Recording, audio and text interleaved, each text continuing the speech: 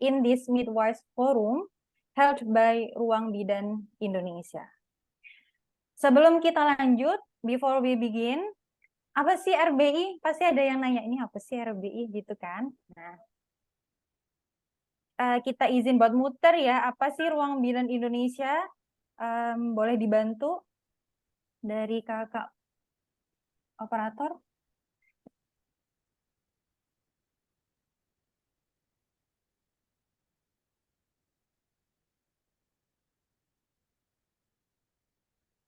Oke, kita akan lihat ya apa itu RBI. Dan Ruang Bidan Indonesia is a non-profit organization with the aim of being a supportive platform for learning and developing the capacity of midwives. So, participants, enjoy watching.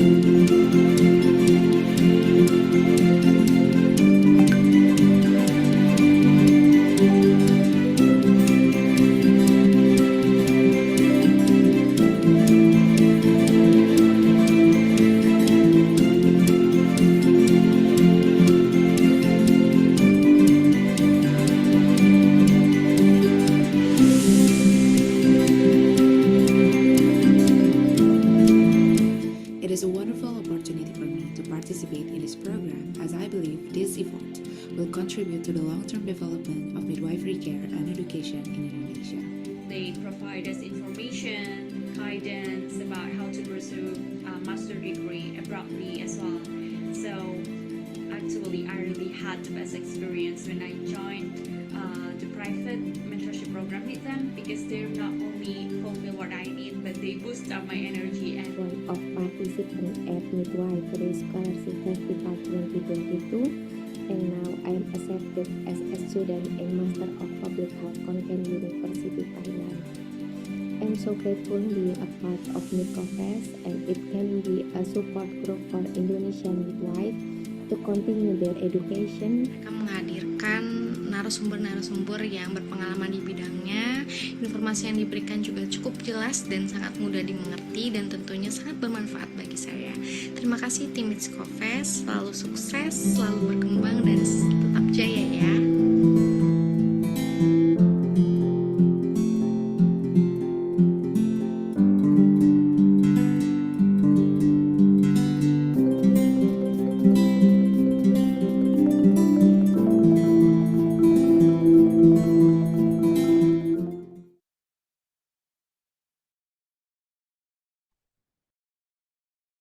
Oke, thank you.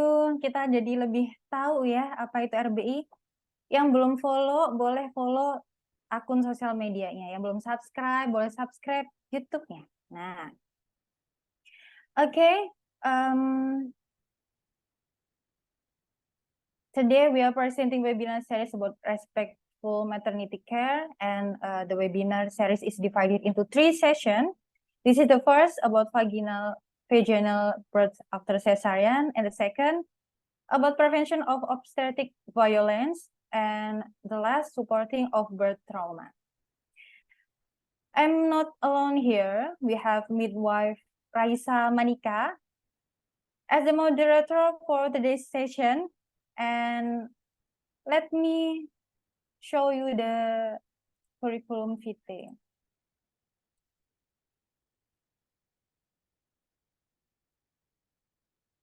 Okay, thank you.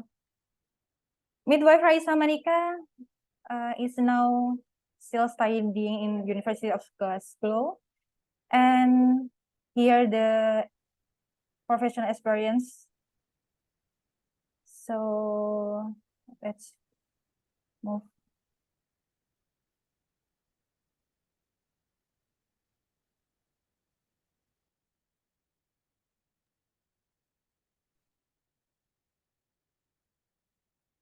This is her education and her professional experience. She got the honors and awards. She get the PDB2, a scholarship from Indonesian government in 2022. And this is the publication. Okay, there are so many, and she is very active. There are organization, leadership experience. She is a volunteer too.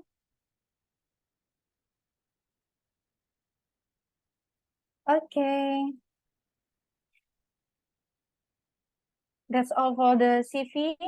And if you wanted to reach her, you can by email or by her social media social. Before we get started, let's take a little time to pray together. Hopefully, by joining this webinar, we can learn more and being better midwives and more thoughtful midwives. Let's pray together.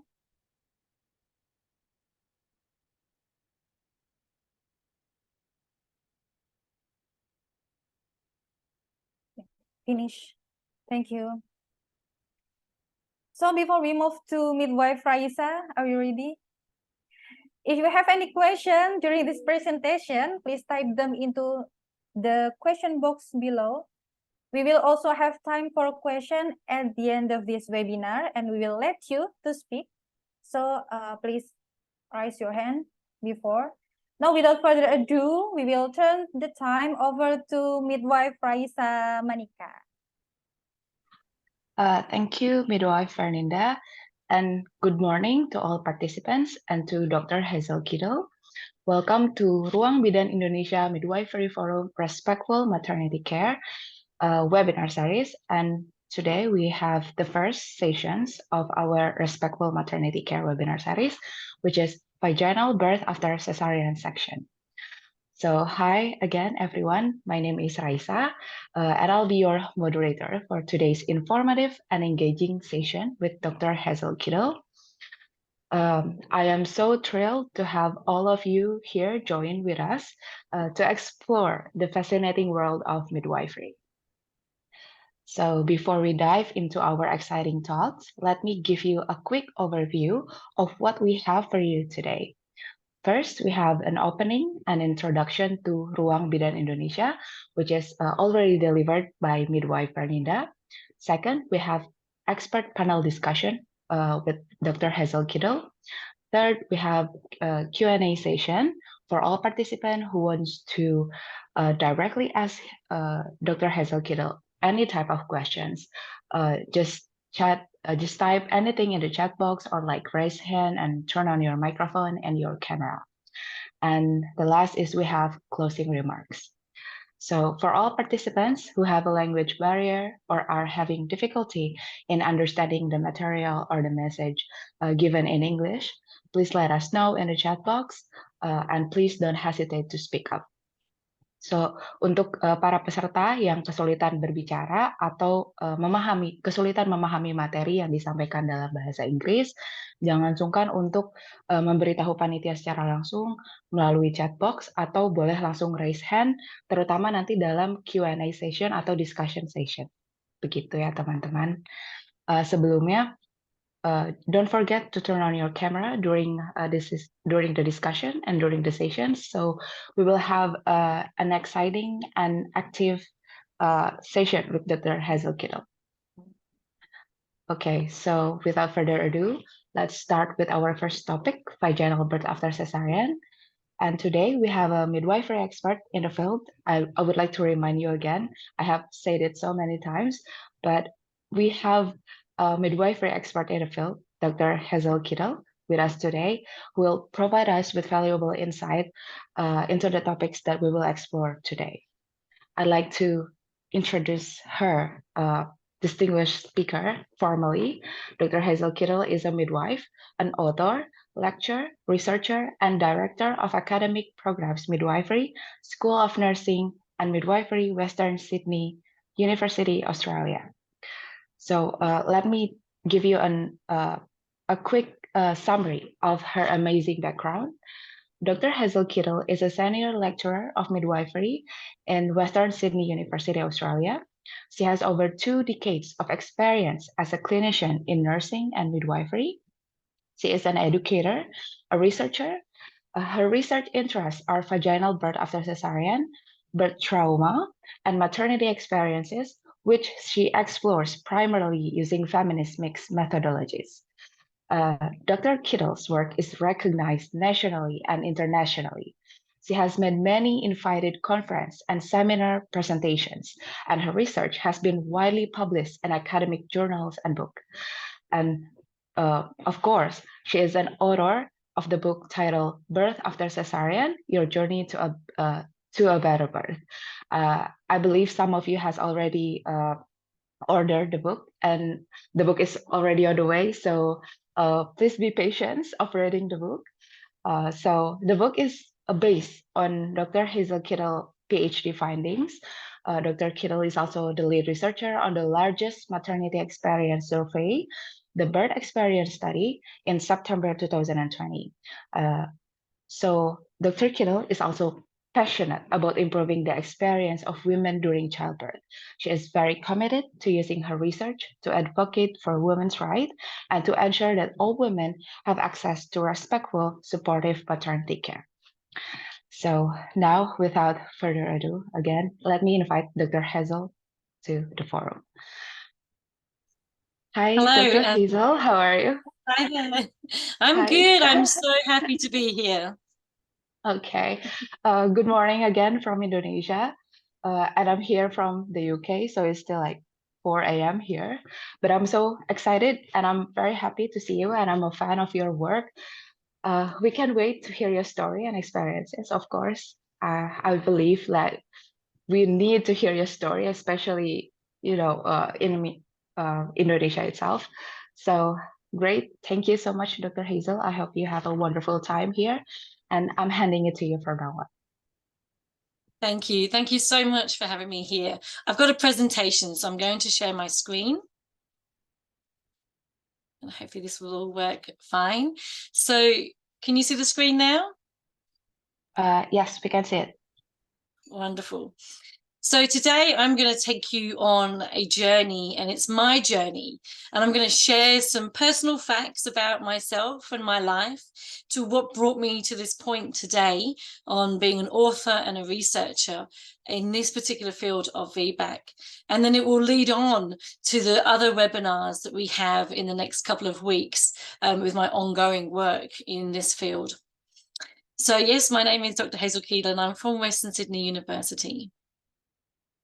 I actually wanted to share that when I was about 20 years ago, I spent 6 months of my life on a very remote island in Southeast Sulawesi, Indonesia.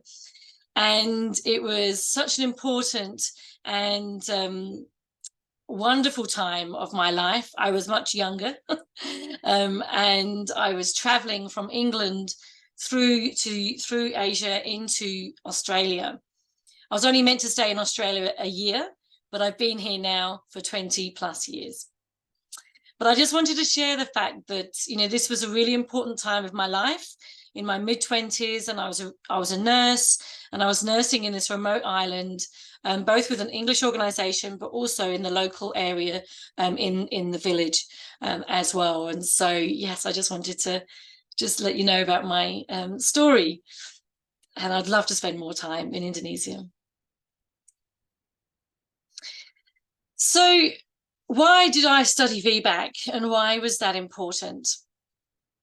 Well, it all started, well, I was a midwife already. I became a midwife in 2006, I think it was. And then in 2007, I had my first baby. He's now 16 years old, just turned 16. And I was planning to have a home birth with my little boy, but I was actually quite unwell during my pregnancy. I had pneumonia, and then at 37 weeks, I had a little breech baby, and I wasn't going to be supported to have a vaginal breech birth back then. We still have very few places in Australia that support vaginal breech birth. So although I was already in labour and going along really well, I then had to have a caesarean for my baby. But then very quickly after having my baby, within 4 months, I was already pregnant again. That wasn't part of the plan, but I got pregnant quite quickly. And I was desperate to have a vaginal birth. I had come from a lineage of midwives. My grandmother in England was a midwife, and I think there's even more midwives further back if we dig deep enough. So it was very important for me, because I have been brought up around vaginal birth, to have a vaginal birth.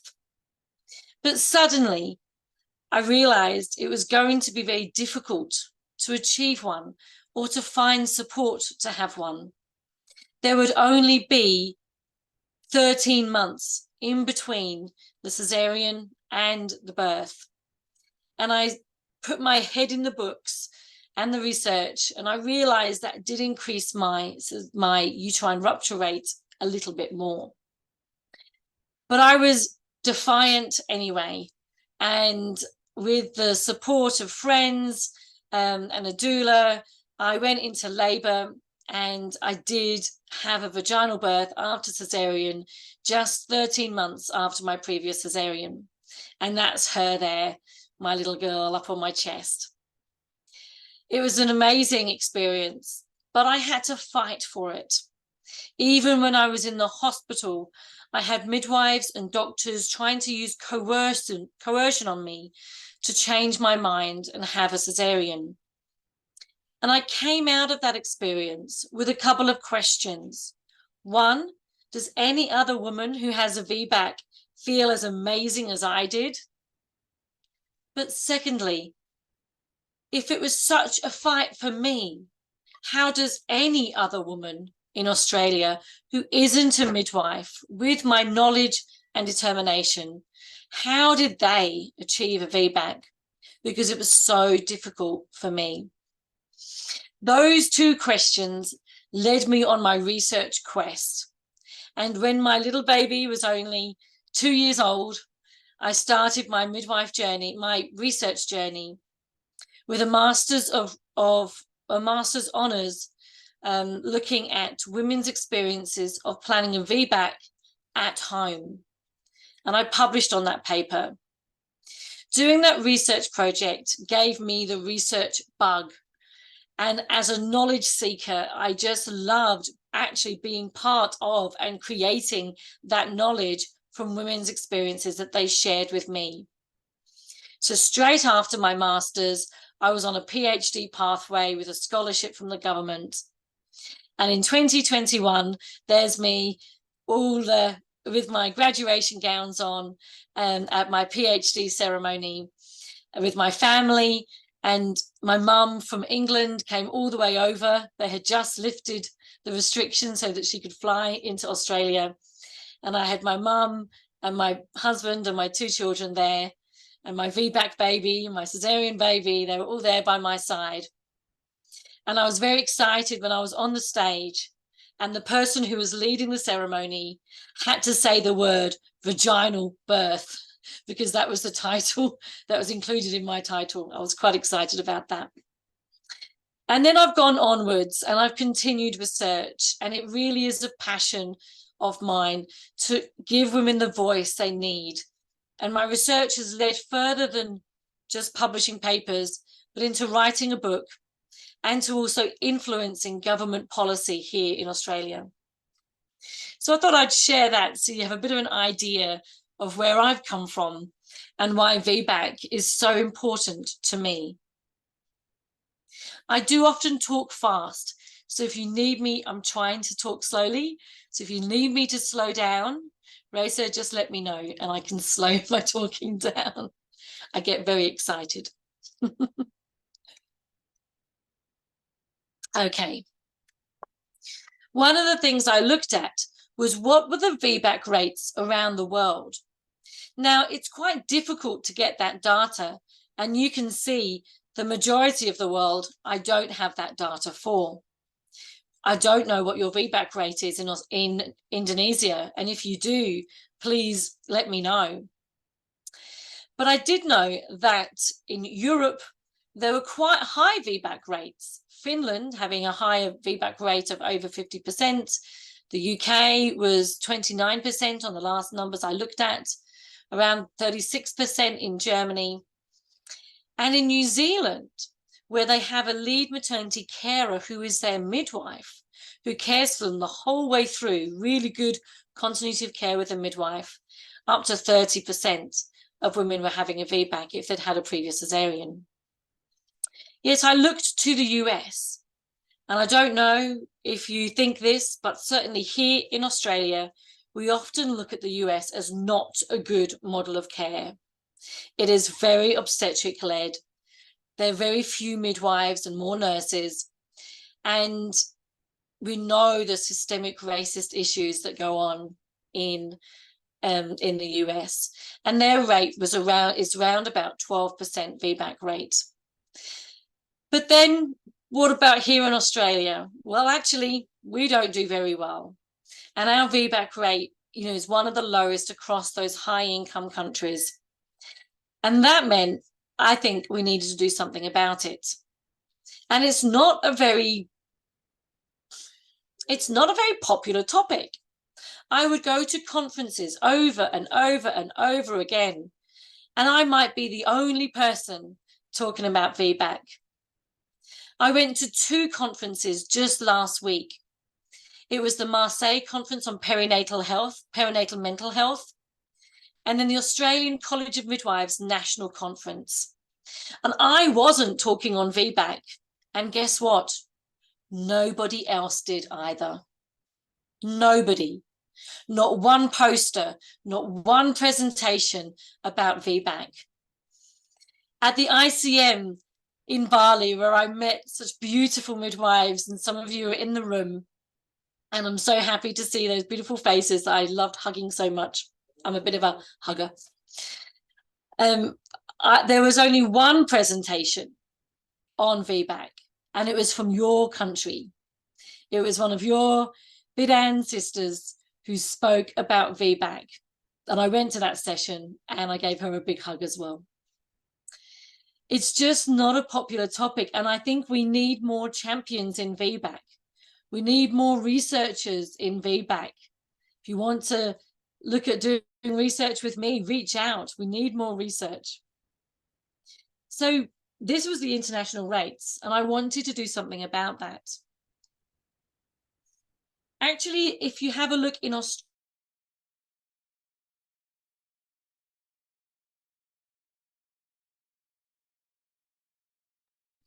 Sorry, Hazel, I think we lost you.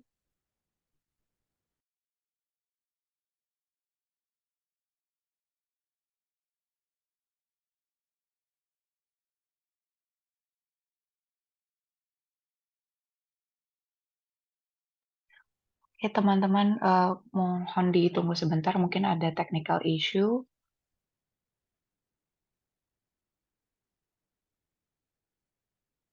Oh ya, sekaligus mengingatkan mungkin teman-teman yang belum familiar dengan fitur caption bisa diaktifkan dari sekarang. Jadi nanti ketika Dr. Hazel berbicara ada subtitlenya di bawah, jadi teman-teman lebih dapat dengan mudah memahami apa yang Dr. Hazel sampaikan. Mungkin dari panitia bisa dihubungi Dr. Hazel. Oh yeah, she's here again. can you hear me again? Yeah, we I'm can sorry about hear you that. clearly. I'm not sure what happened. No, that's okay. Okay. Thank you. I'm doing this from home on a Saturday, so my internet might not be fantastic. So it ends up, from looking at all those statistics, that in Australia, out of all the women that have had a previous cesarean, only 1 in 8 of those will have a VBAC.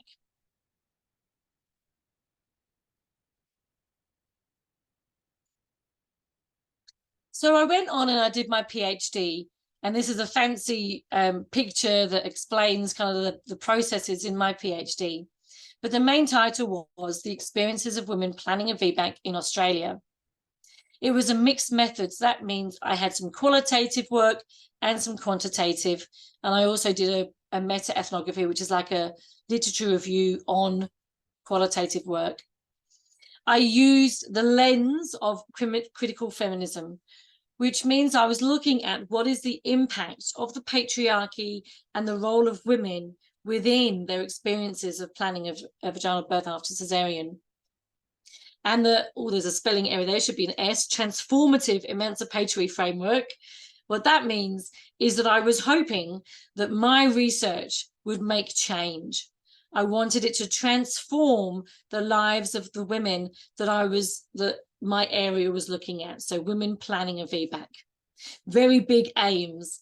But I'd like to say now that my book's been out a year, I'm now seeing some amazing change happening in Australia. So these slides kind of take you through my PhD. And the first part of my PhD was exploring women who were actually planning a VBAC. I came up with a crazy idea of designing an app on a phone where, after women had been to their midwife or doctor, they could go home and send me a recording of how they were feeling, what their midwife or doctor said, and how it impacted them on their VBAC journey. And at the time, there was no way to do that. Video files were very large to send, because this is back in 2018, 2019. So I designed an app, which was a bit crazy. And I ended up with 12 women who took me on their journey.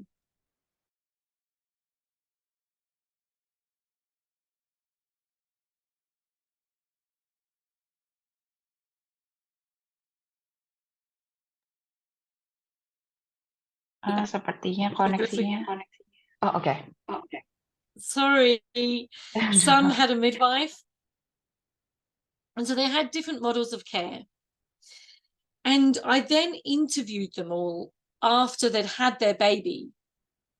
About half of them had a VBAC, and about half of them had a repeat cesarean in labour, and one had a forceps birth in labour.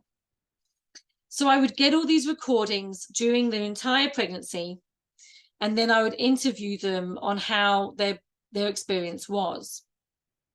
And what I found is I used narrative analysis, which means I kept all their stories as one. And then I compared and I contrasted their stories. And what I found was that there were 4 factors that influenced how women felt about their birthing experience after their birthing experience. And these impacted them. They could either be high on this scale or low on this scale. And these 4 factors are having confidence, having control, having a relationship, and having active labour. I now want to go into each one of those for you so that you understand what that means. And I'm also going to challenge you as midwives on what you can do to help women find each of these 4 factors. And in my book, for those of you that have ordered it, and they are in Indonesia now, so they'll make their way to you shortly, you will find chapters on each one of these factors throughout the book. So you'll also learn more about it from the book as well. Okay, I'm just changing the okay. All right, moving on. So I have put QR codes in throughout this presentation. so that if you want to find the papers straight away, you can QR the code and save that for you to read later.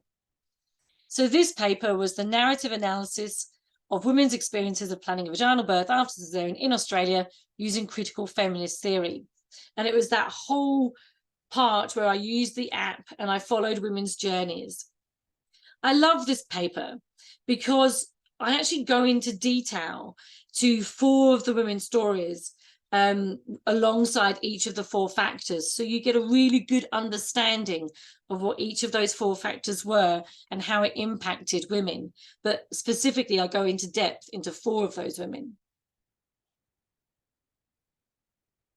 I got told by a journalist once that they liked my papers because they're very easy to read, which basically means I don't know a lot of fancy languages, so it should be easy for everyone to read.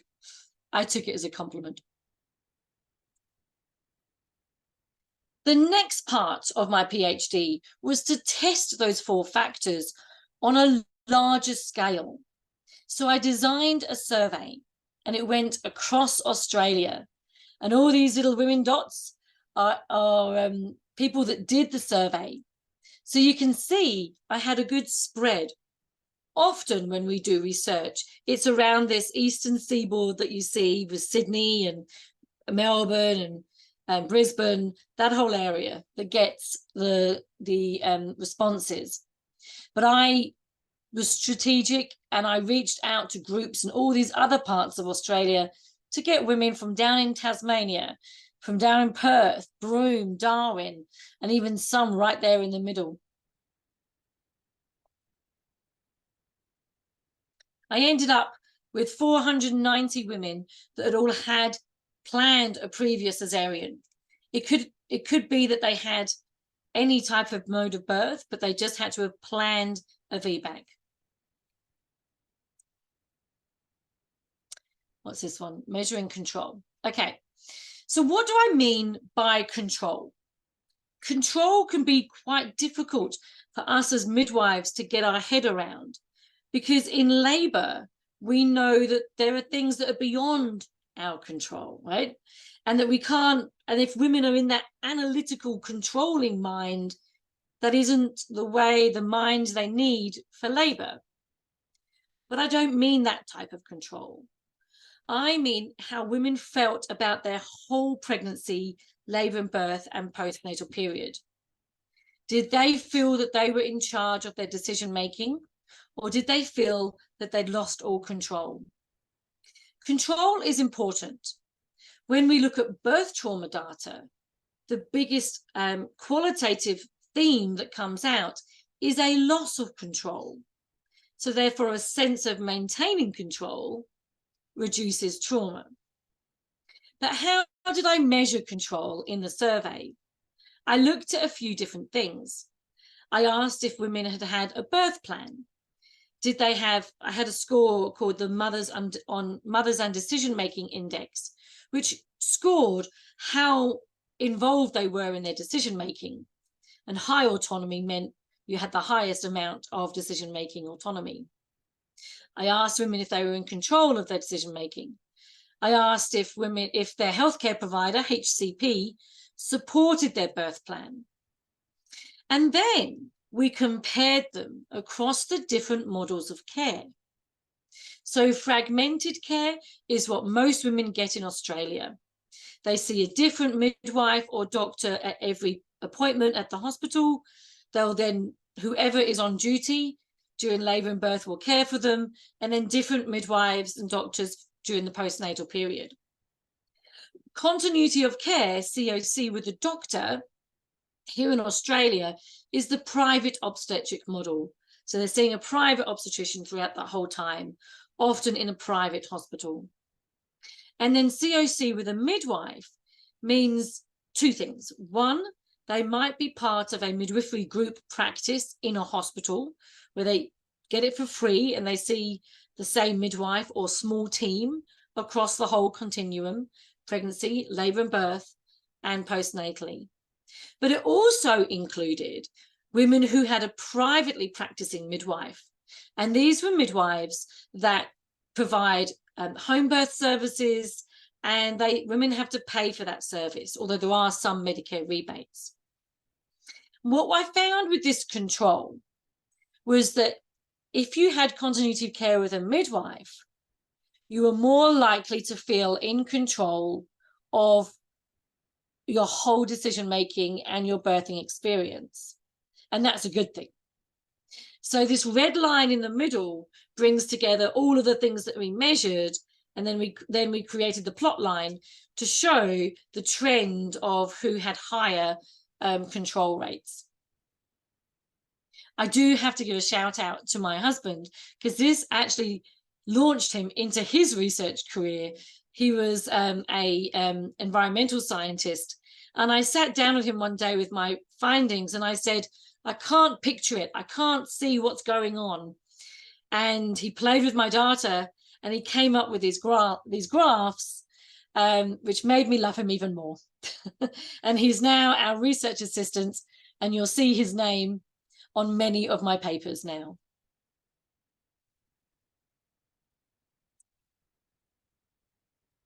When I talk about birth trauma in a subsequent webinar I'll do with you, I actually asked about birth trauma in my VBAC survey.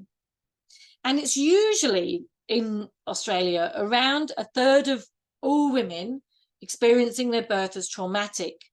However, in this cohort, so women who'd had a previous cesarean, that was as high as just under 70% of women. So we can confidently say that a previous cesarean can lead, or a cesarean can lead to birth trauma and can lead to higher rates of birth trauma.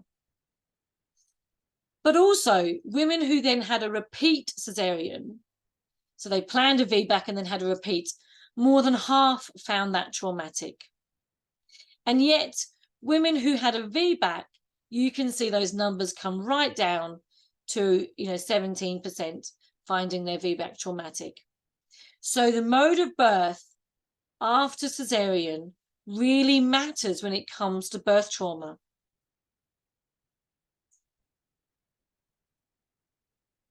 So what can you do as Bidans across Indonesia to support women to remain in control? I've got 3 ideas for you. One thing we need to do is we need to discuss the previous birth at some point. And it shouldn't just be at one point.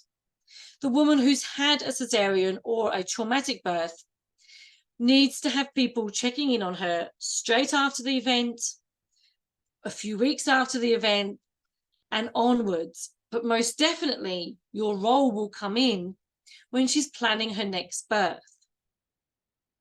I'll ask you as a group, if we don't do this and we see women's trauma stay inside, how do you think it will come out during that next labour?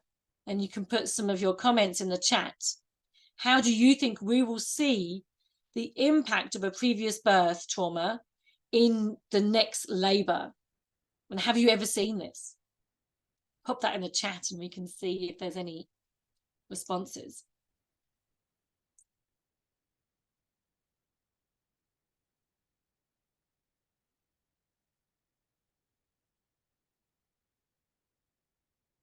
Certainly as a midwife, and I was a home birth midwife for many years, I would see this come out in one way or another.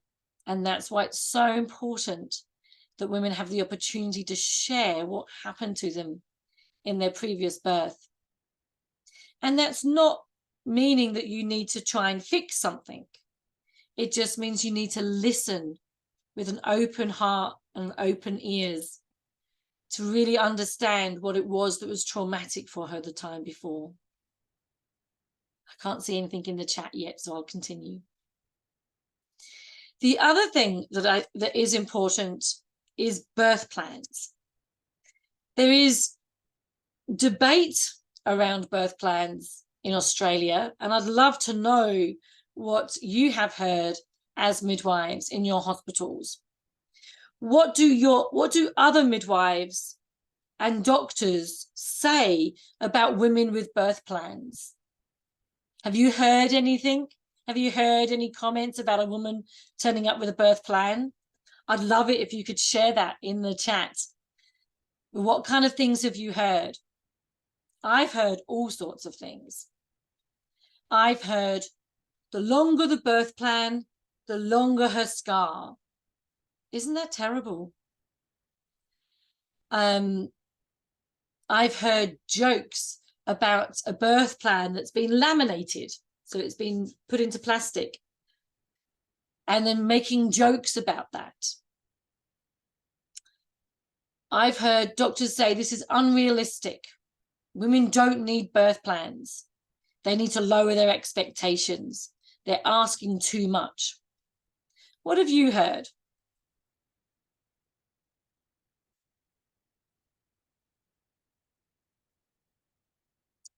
The other thing I want you to think about is, what are we saying, or what are other people saying when they dismiss birth plans?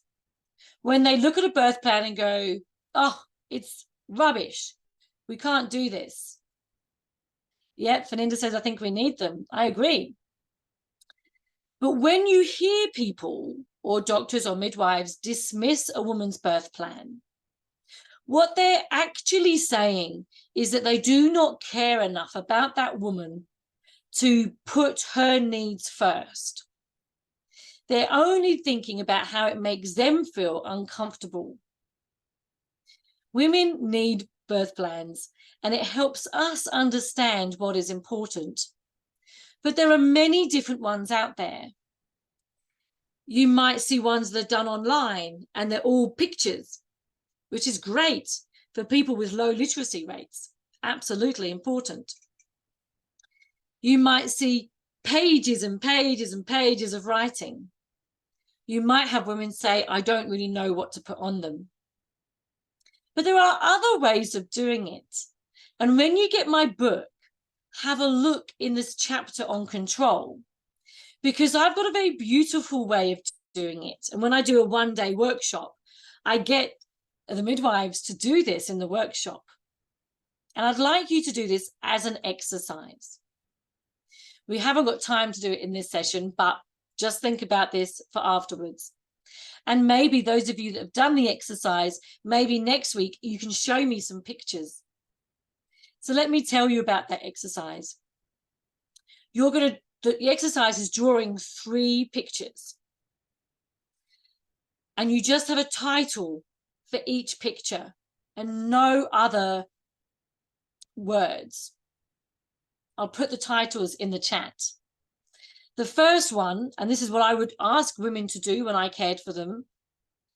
The first one is I would ask them to draw their ideal birth scenario.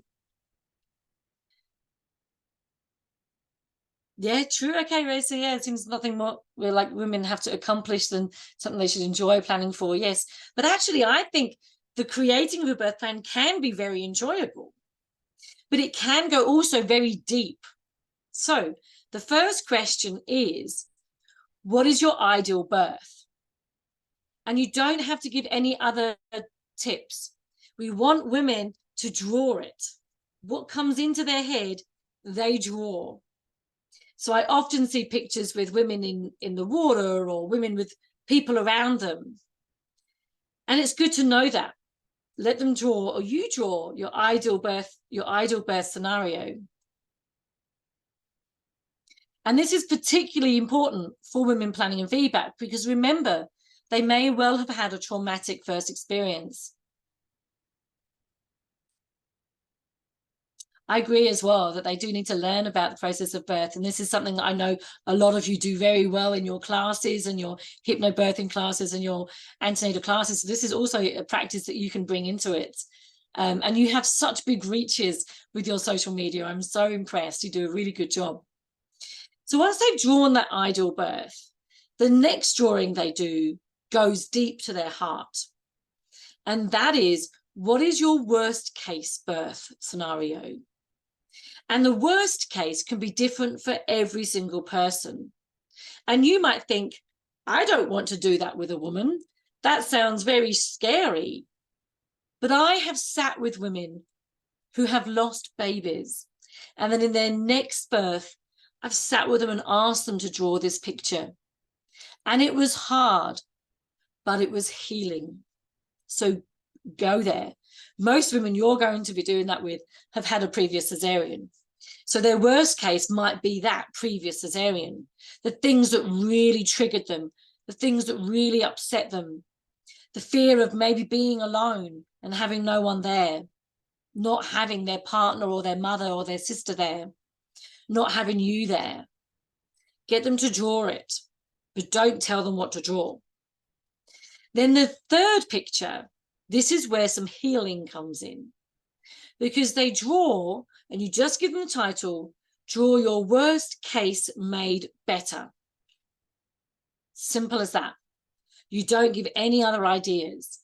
And they then look at their worst case, they look at their ideal, and they draw something in between. And that drawing is very powerful because that helps you know what is important for them to stay in control.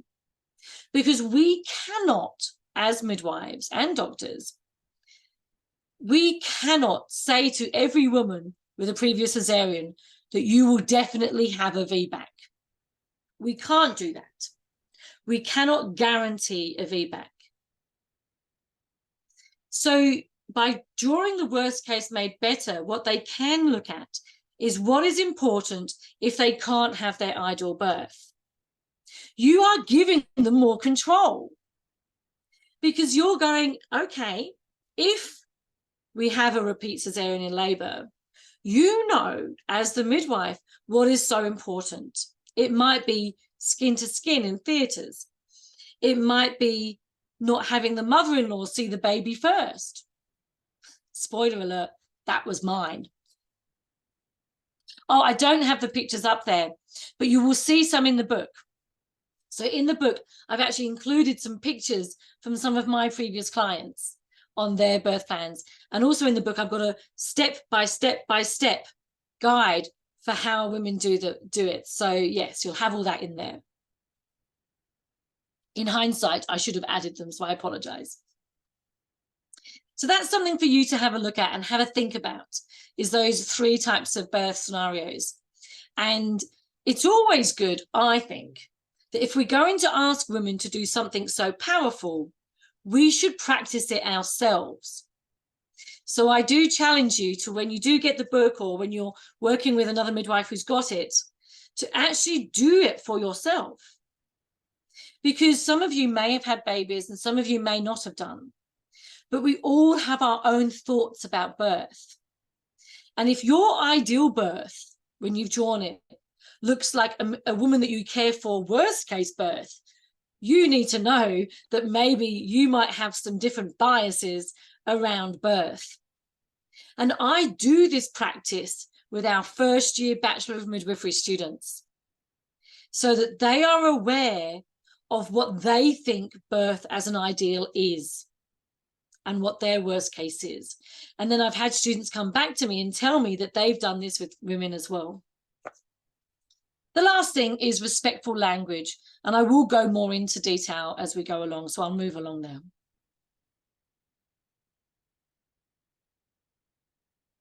Oh, I've gone right back, sorry. All right. The next one is measuring confidence. What does confidence mean? Confidence is hard to get if you've never done something to begin with. So saying to women, just trust your body, when their body failed them last time, or they may have been told that their body has failed, can be very difficult. I ask you now, as midwives, what kind of language around failure or faulty bodies have you heard in maternity care? One of them, for example, is you failed to dilate with an induction, right? So what kind of things have you heard? It can be about any part of the pregnant body or labor. And then you can translate it afterwards for me. your contraction is weak. Yeah, definitely, I've heard that. Yeah.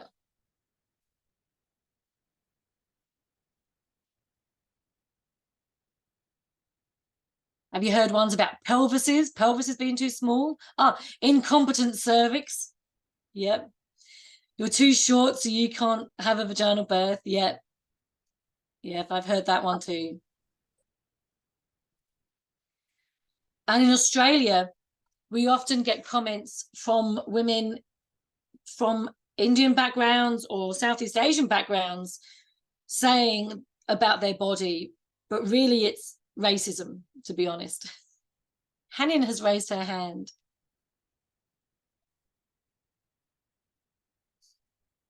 Hanin, do you want to say something?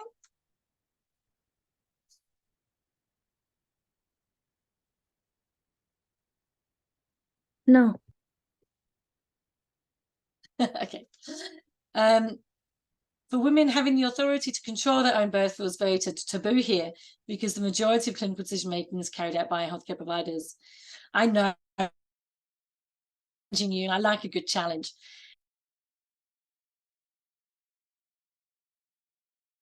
Women to get this control, don't we?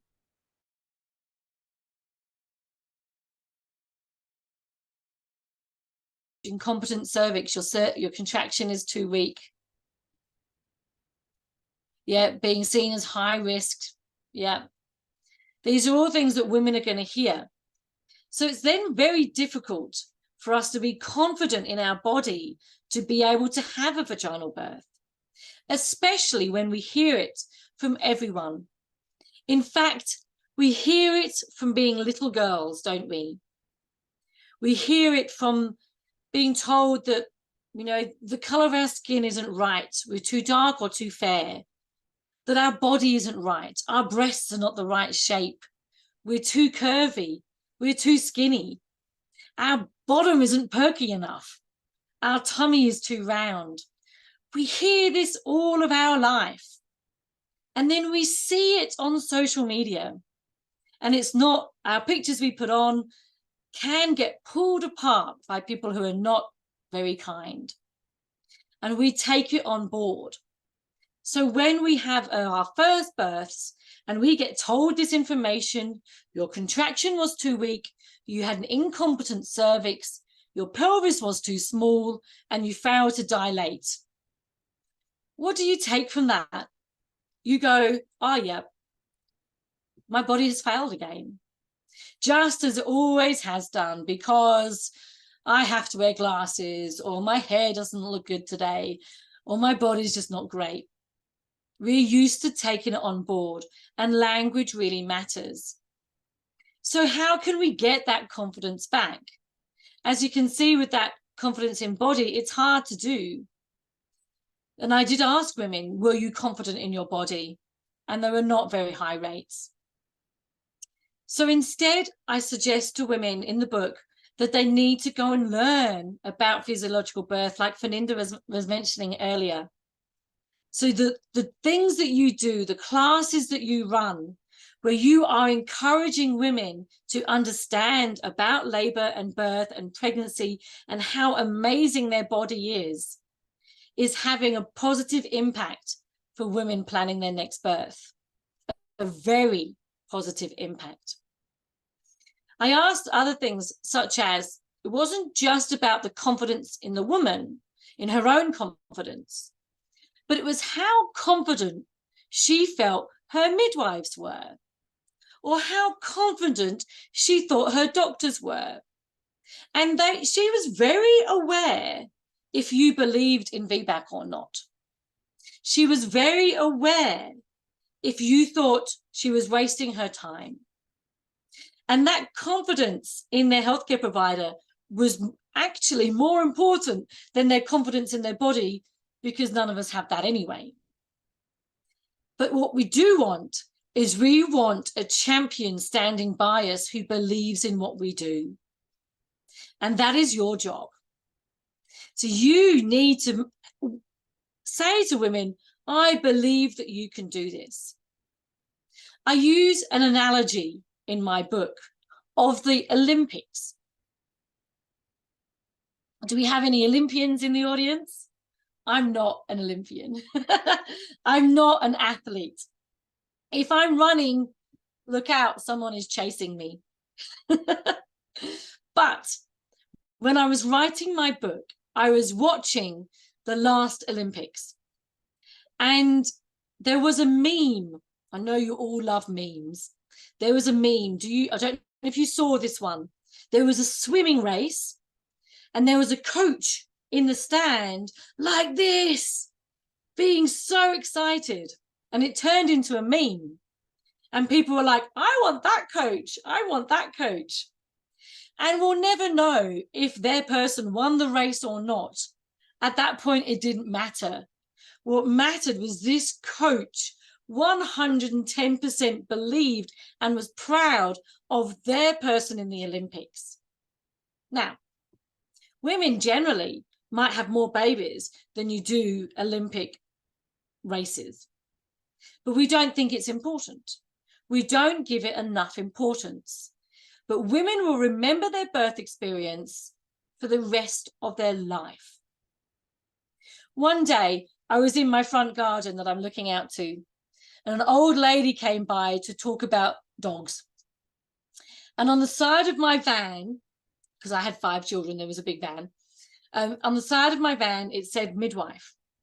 And we were talking, and she was in her 80s or 90s, and she had her daughter there, who was probably in her 60s. And she said to me, "You're a midwife?" And I said, "Yes." And she said, "I've always had these questions about my birth, the birth of my daughter here." And she shared her experiences, which were quite traumatic. And she asked me questions, and I listened. And I tried to imagine what it would have been like for midwifery when she was having her babies. She hadn't forgotten.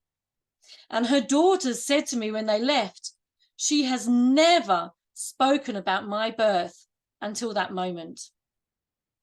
Women do not forget their birthing experiences. So, do they need someone who doesn't believe them by their side? Let's go back to that Olympic analogy. Let's say you've been chosen.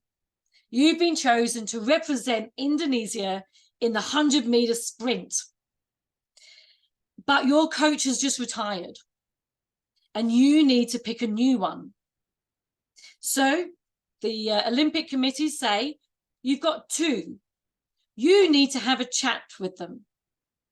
And you go to the first one, and that person says, that coach says, "Well, you could go for the race, but looking at you, I don't think your feet are quite right.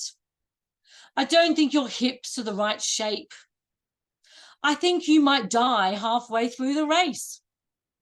Don't bother. Just sit on the lounge and watch it like everyone else." And then you interview the next coach, and that coach says to you, "I believe you can do it. I believe that you can beat your personal best. And if that gets you gold or silver or bronze or anywhere, I will believe in you. And I have the resources to support you on your journey. I will bring in every resource I have, and I will support you, and you can do this. If you want to do this, I'm right here by your side, and I will be there at the finishing line, cheering you on and giving you the best hug you've ever had." Which coach are you going to choose? Which coach are you going to be? Every woman needs a midwife, but they need a good midwife. They need a midwife who believes in them. And that's what I want you to do. I want them to say on this survey that they were confident in your ability, in their ability to have a VBAC, both during pregnancy and during birth. So with this confidence, you can see that there was more confidence when they had continuity care with a midwife than the other 2 models of care. So this question here, feeling their provider is confident in their ability during labour to have a VBAC. That's what I've been talking to you about. The women were really aware whether their midwife or doctor believed in them. And look at the differences. In the standard care, even during labour, they're in labour at this point. Only half of them felt that the people caring for them believed in their ability to have a VBAC. I think that's shocking. I think that is shocking.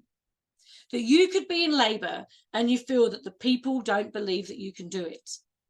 In fact, that was me.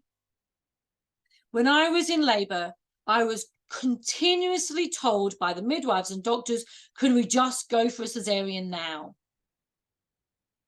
I was told during a vaginal examination that they'd had a uterine rupture recently and the baby died, can we just go for a caesarean, Hazel? Whilst I had her hand inside of me.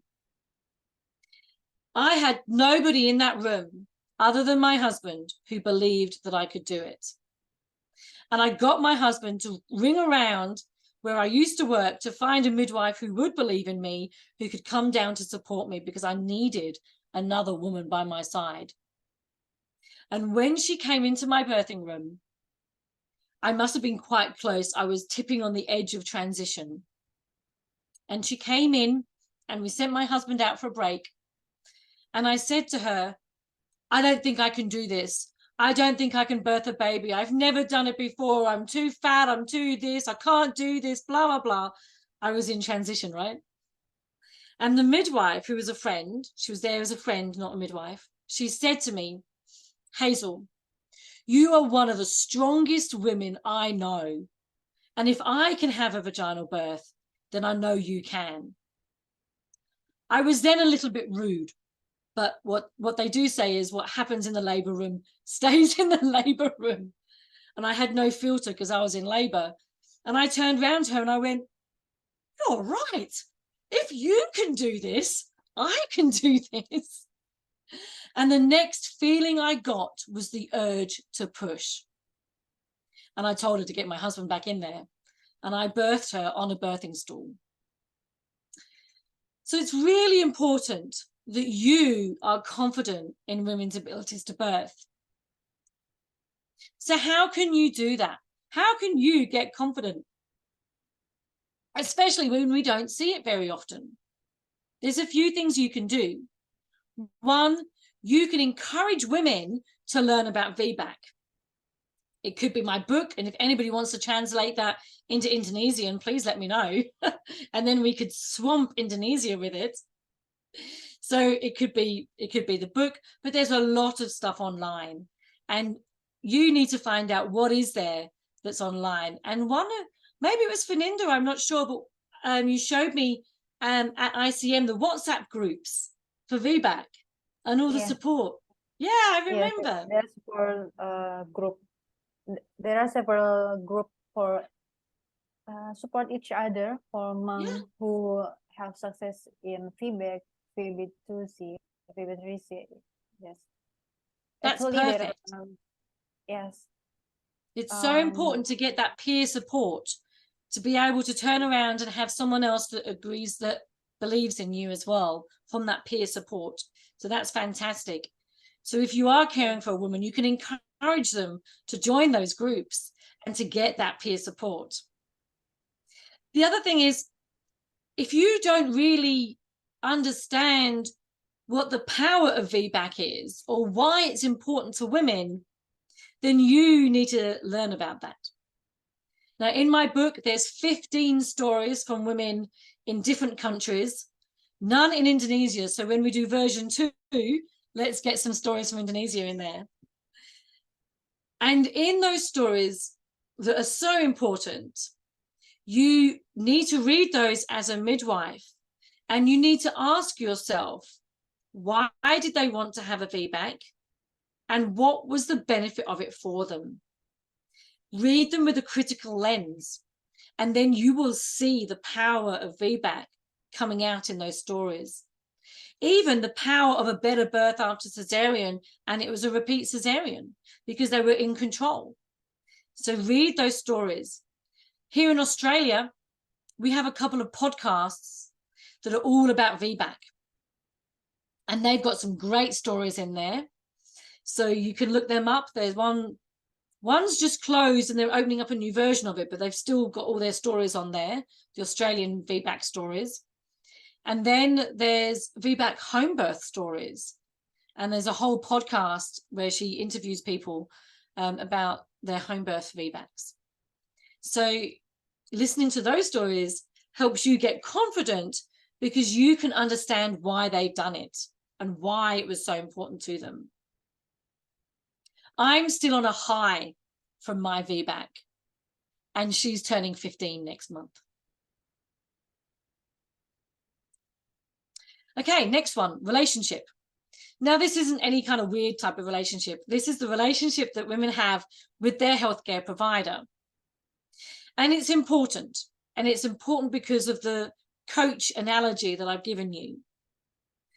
Every woman, and we know this from the data, from the Lancet series, World Health Organization, every woman does better if they have continuity of care or any care from a midwife. Oh, thank you, Fernanda. And all women need a midwife, and a small proportion need a midwife and a doctor. But that's very difficult when we work in systems when it's the other way around.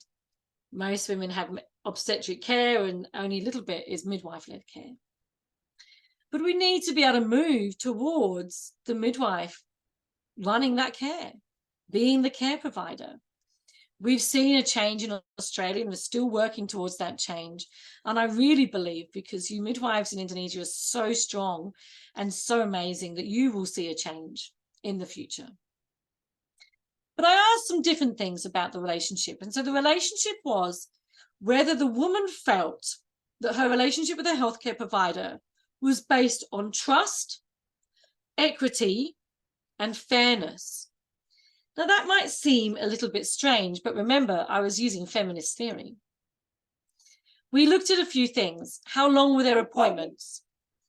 Did they receive any positive support from their healthcare provider? Did they receive no hurtful comments? Or we actually asked it the other way around, but obviously we had to flip it with the graph. Sorry, my dogs are trying to join in. Okay. And did the healthcare provider protect you against negativity? And what we saw was that, again, those rates were higher with a midwife than they were in the other models of care. But let me go through them a little bit. And I think the next slide is on the, So the hurtful comments stuff. Can you believe women get hurtful comments? Yes, because you probably heard them. What kind of things have you heard? What kind of coercive tactics have you heard women be told, not just when planning a VBAC, but maybe planning anything to do with vaginal birth? What do women get told by midwives and doctors? And you can share a couple if you like. But what I found in the survey was that 51% of women in that standard care, that fragmented care, had received a hurtful comment from a healthcare provider. That's not on, right? That's not okay. And that was reduced if they saw a doctor all the time and reduced if they saw a midwife. However, this 35%, do you know when that happened? Often when, because they were seeing a midwife, they had to go and get the tick from a doctor.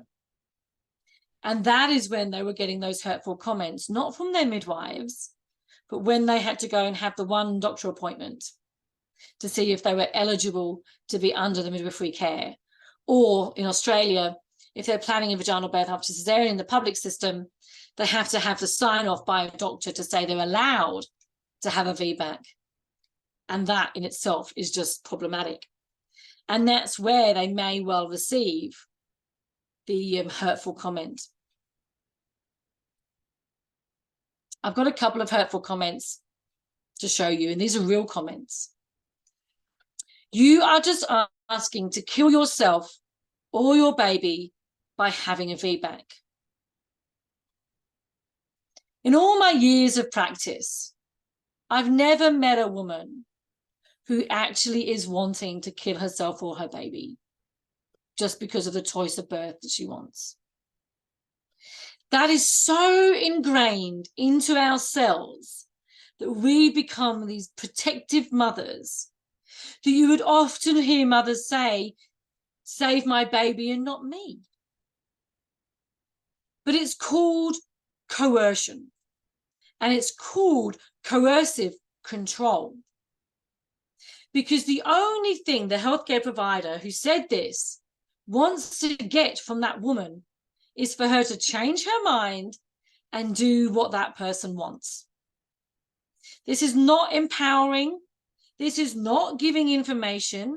This is not giving evidence. What it's giving is fear. Fear. With the aim for that woman to change her mind. And that is not okay. That is violence. If you try for a VBAC, your husband will end up with a dead wife, a dead baby, and a toddler to raise on his own. This was said to a woman in clinic with her husband sitting next to her. And the doctor was trying to get the husband to get her to change her mind. And I think this is something that potentially is quite common in Indonesia, as it is in Australia. To use the patriarchy in a double whammy. Not only do we have the patriarchy of the health system, with the doctor at the top, midwives, and then us right down here, but then using the patriarchy of marriage to get the husband to say to the woman, to their wife, you can't have a VBAC. I don't want you to have a VBAC. I don't want to lose you. Now, no husband wants to lose their wife. Well, most of them. But this is still coercion, and it's not okay. One of the comments, provider, are you not afraid that you'll get ruptured uteri and your uterus can break if doing VBAC? Doing Caesarean is the best way to save your life. Again, it's using coercion. Now, I've forgotten to put this slide in here, but I think this is a good time to talk about what I call the elephant in the room. And that might not translate well in Indonesian, I'm not sure. But what I mean by that is, let's talk about rupture. Because that is the biggest fear that we have around vaginal birth after Caesarean. And it is used with this coercive control. But can you tell me, if any of you already know, and I'll educate on this as well, what the uterine rupture rate actually is for, say, a woman with more than 2 years between her and the pregnancy and the previous one? What kind of uterine rupture rate are we looking for? For a lower segment scar, like everything is, and she's well, like what do you think that uterine rupture rate would be?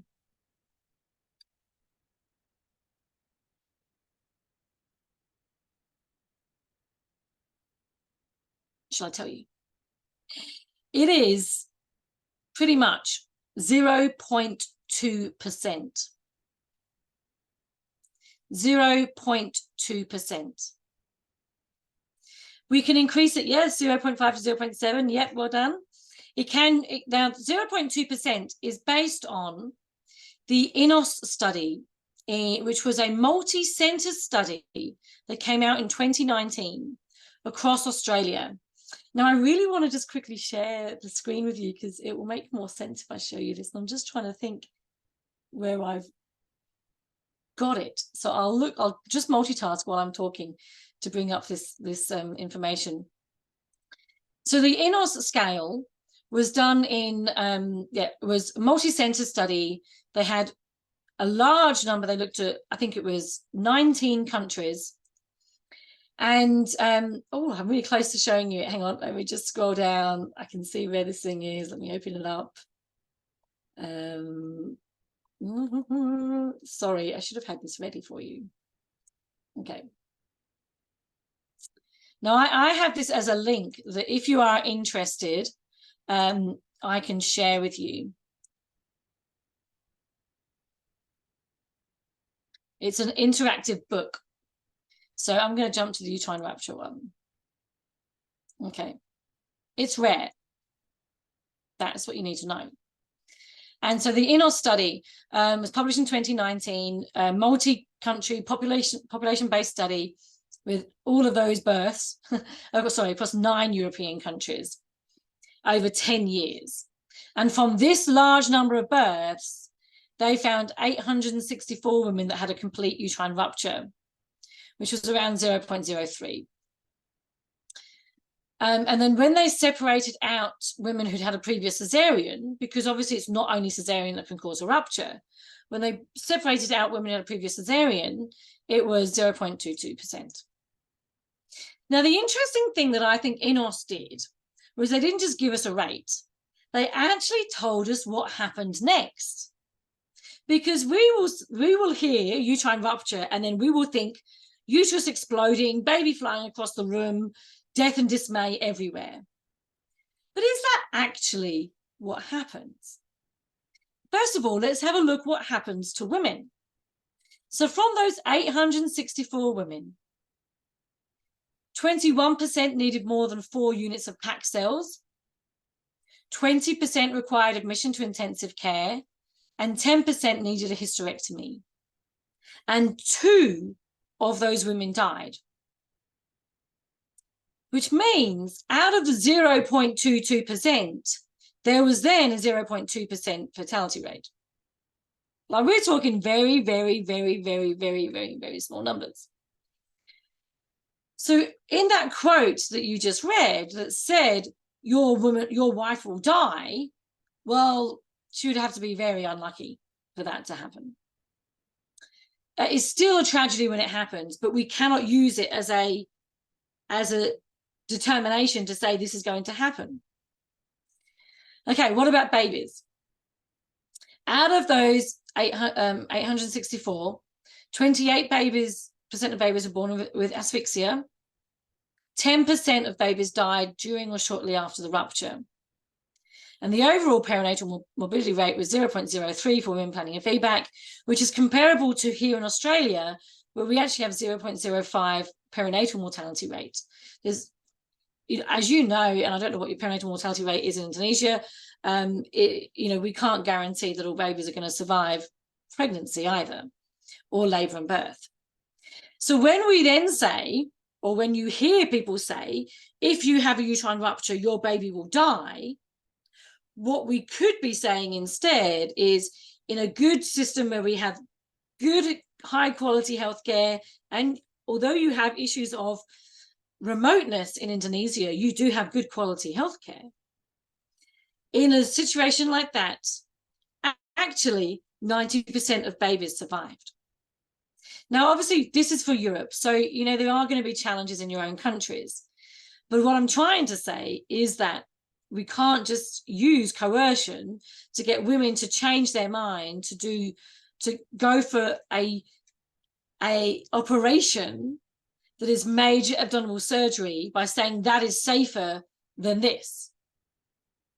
Because there are then in surgery higher rates of infection, higher rates of placental abnormalities in subsequent pregnancies, higher rates of operative injury, higher rates of neonatal intensive care admissions, and the list goes on.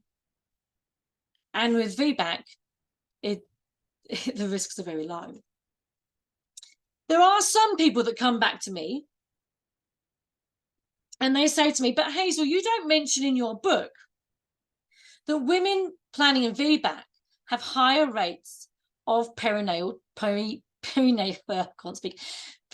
trauma. And I go, there's a reason for that.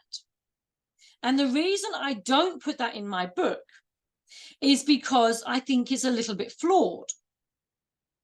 Because they just say, if you've had a previous VBAC, yes, they do, Zakia, they focus on that. It's crazy, isn't it? I mean, we need to focus on the positive. That's right. When you look at perinatal, like when you look at studies that have said that women planning a VBAC have a higher perineal trauma rate So need more, you know, 3rd and 4th degree severe tearing, or need more suturing or whatever.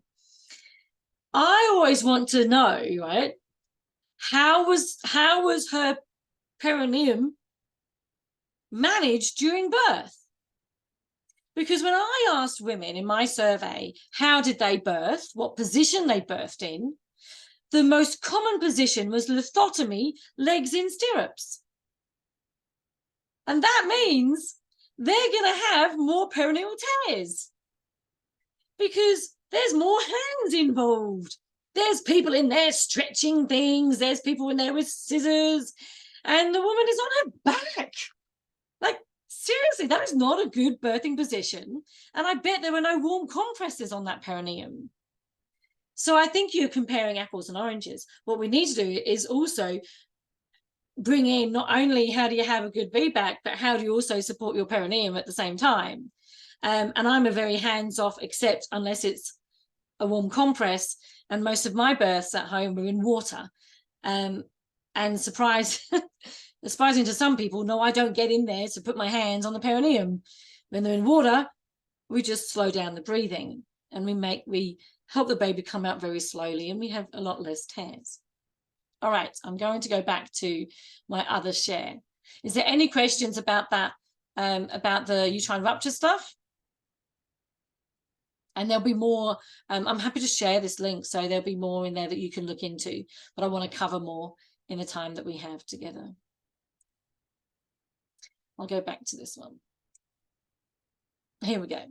There's a comment from Kantika. There was no VBAC data in Indonesia. 17%, yeah. And the scary thing is you might catch up with us, and that's not a good place to be. It's not a good place to be. We're like 35% cesarean rate now. Like, you don't want to catch up to us. You want to stop it now. It's not a good thing. You're over that 15% now, which is what the World Health Organization says you need to get to. And the way that you're going to increase your cesarean rates is by having all those women that have had a cesarean having more cesareans. You can stop it by really focusing on the best birth after cesarean and encouraging VBAC. Let's move on from this horrible slide. I did a whole paper on what women, the interactions that women had with their healthcare providers, or from all the comments that I looked at in my survey. And again, scan that, and that should take you straight to its open access journal. And I called that From Coercion to Respectful Care, Women's Interactions with Healthcare Providers and Planning a VBAC. This was my 5th PhD paper, and I actually published it once my PhD was finished. And it really goes through all the different comments, and I look at the continuum from that coercion to that respectful maternity care and how that looks from the women's perspective. It's worth a read to really to read those comments and see examples from that continuum. So that one's there for you. And it has a lot about coercion. It has a lot about coercive comments in there, in that coercion section. So if you want to know more about that, this is a paper for you. One of the things you might remember from that relationship scale, the relationship graph that we showed, it said appointments more than 20 minutes. I want you to have a little think about this. Now, there's going to be some cultural differences here. But did most of you, if you are married or if you're in a long-term relationship, did you spend some time with that person before you got married? Did you know them? Did you get to maybe go on dates together, or maybe with other people around you?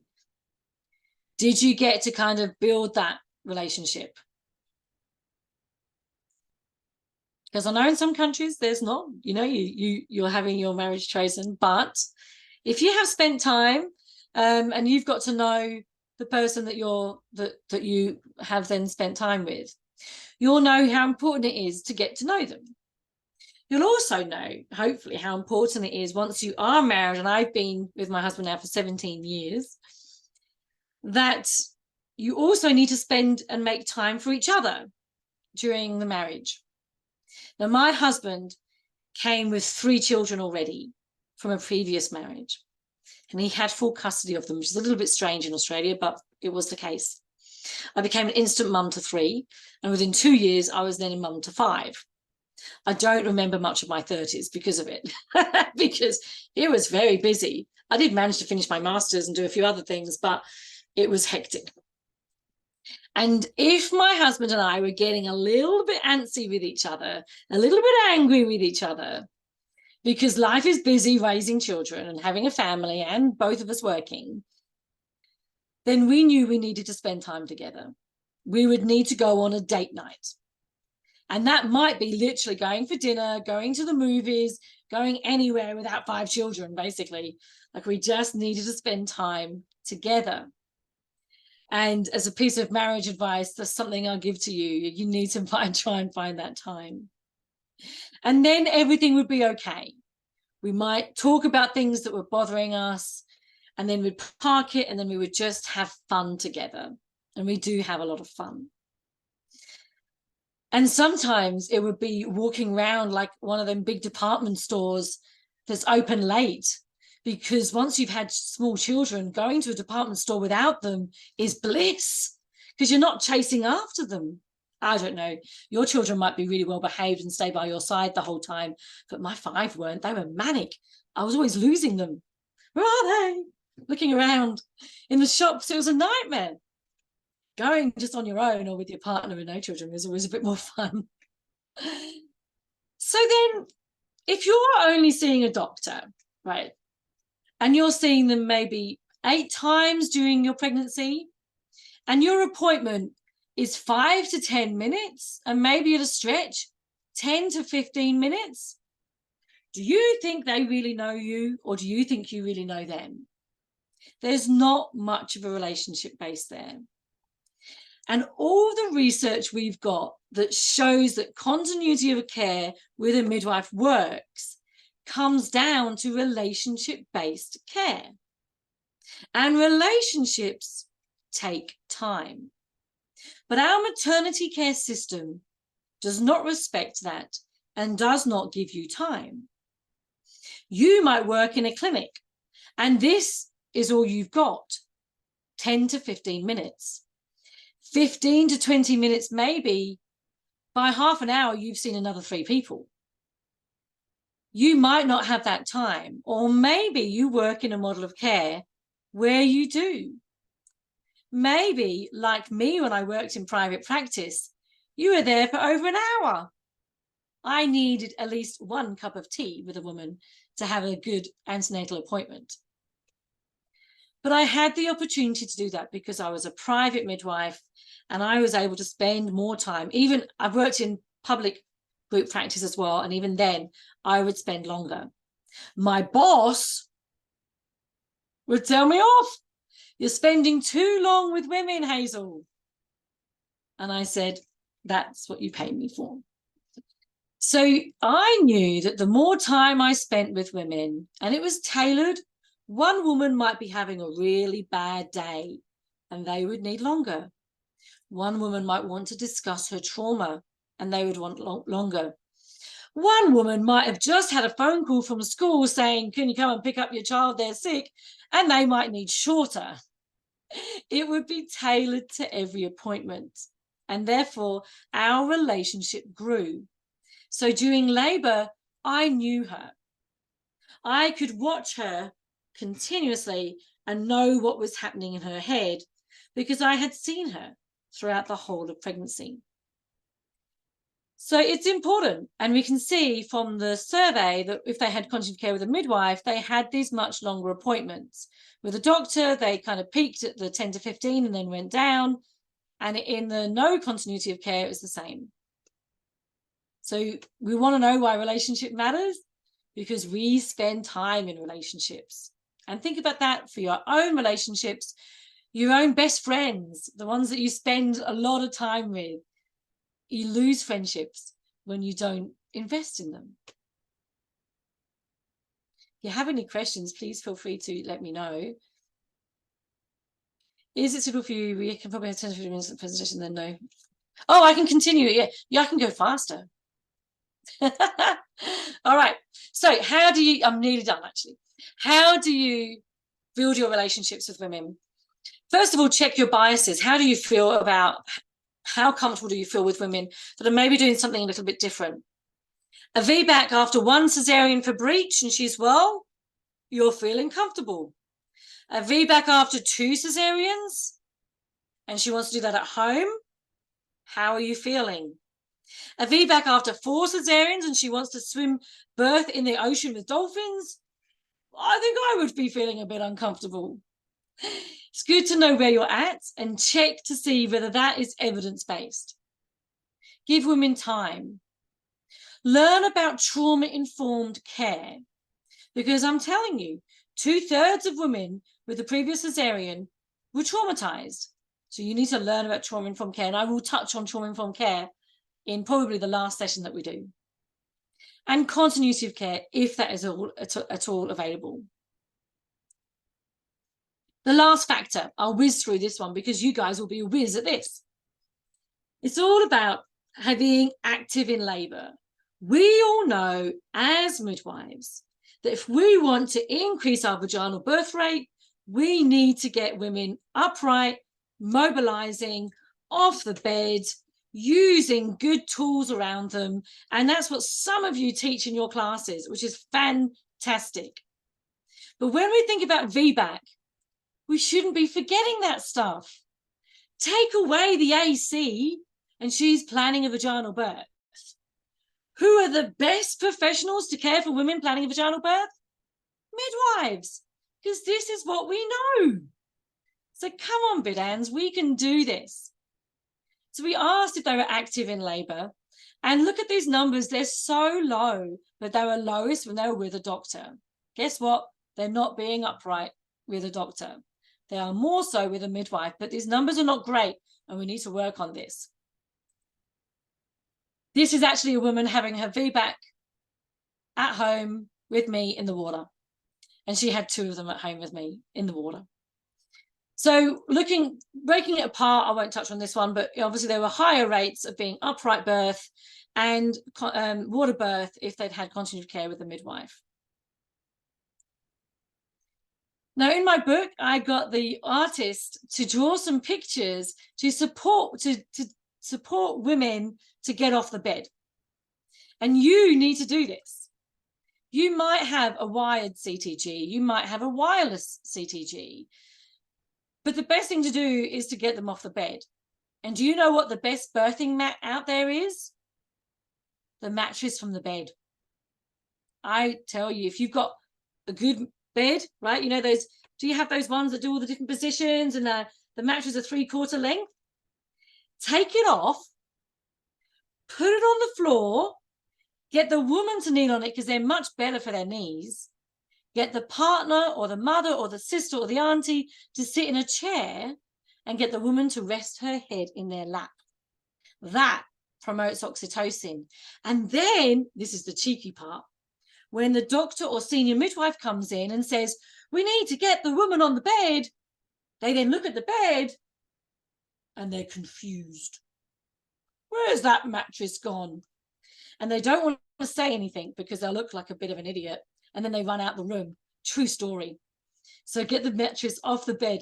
And if the bed has no mattress, the woman's not thinking of lying on it either. Just some little tips from me. Use shower and water immersion. Look, I don't know if water immersion is something that is used in Indonesia, maybe at home and not in the hospitals. We are getting more and more in the hospitals, but then they'll say women planning a VBAC can't go in there. And I say, why the hell not? It's just a bath. It is literally a bath. We don't fill in forms when we go and have a bath. So why do women need to fill in a form to have a bath?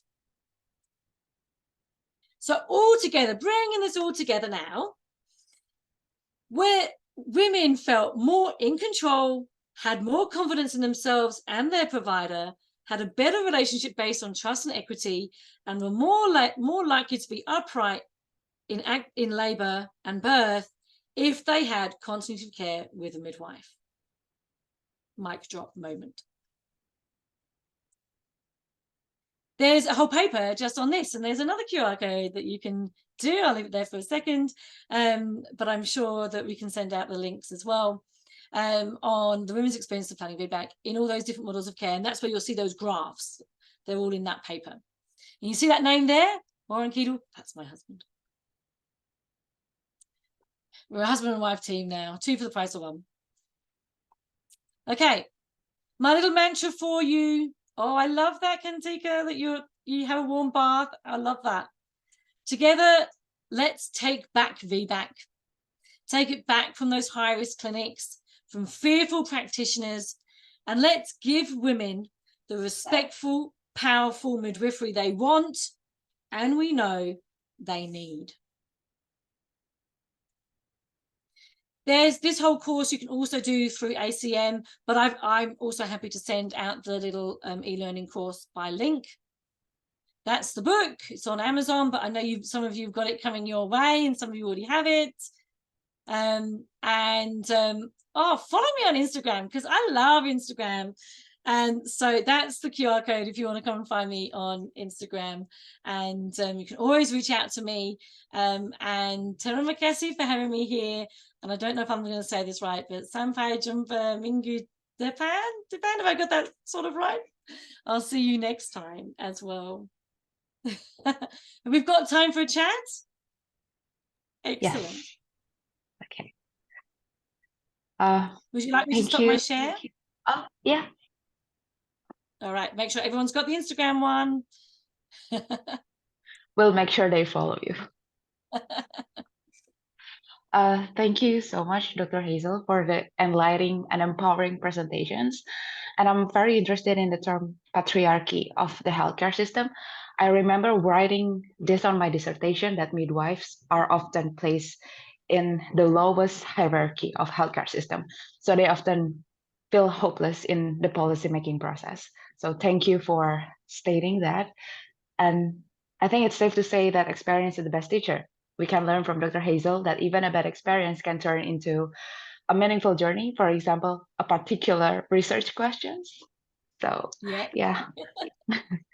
We've covered some critical topics, and now it's the participants' turn to engage with Dr. Hazel. So please raise your hand, turn on your camera and your microphone, or type the question in the chat below. But we are hoping that you can just like turn on your camera and then raise your hand. So anyone probably would ask any questions to Dr. Hazel?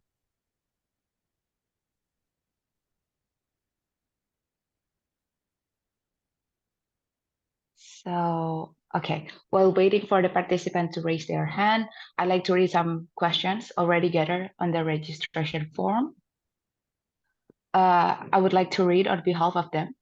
So I would like to read the questions from Lailatul Fitriah, Surabaya.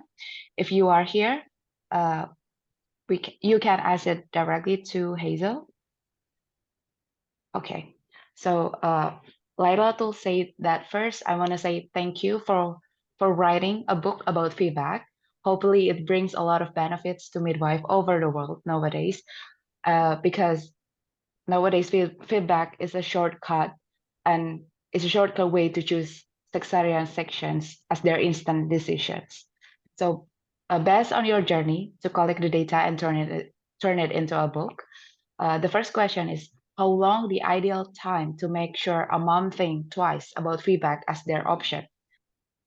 And the second question is, what is the difficulty you've been through during the process of writing the book, and how you deal with it? Oh, okay. Oh, they're great questions. So that first question, is that in the ideal time between the cesarean and next pregnancy? Okay. There's a variety of research on that, and we call that interpregnancy interval.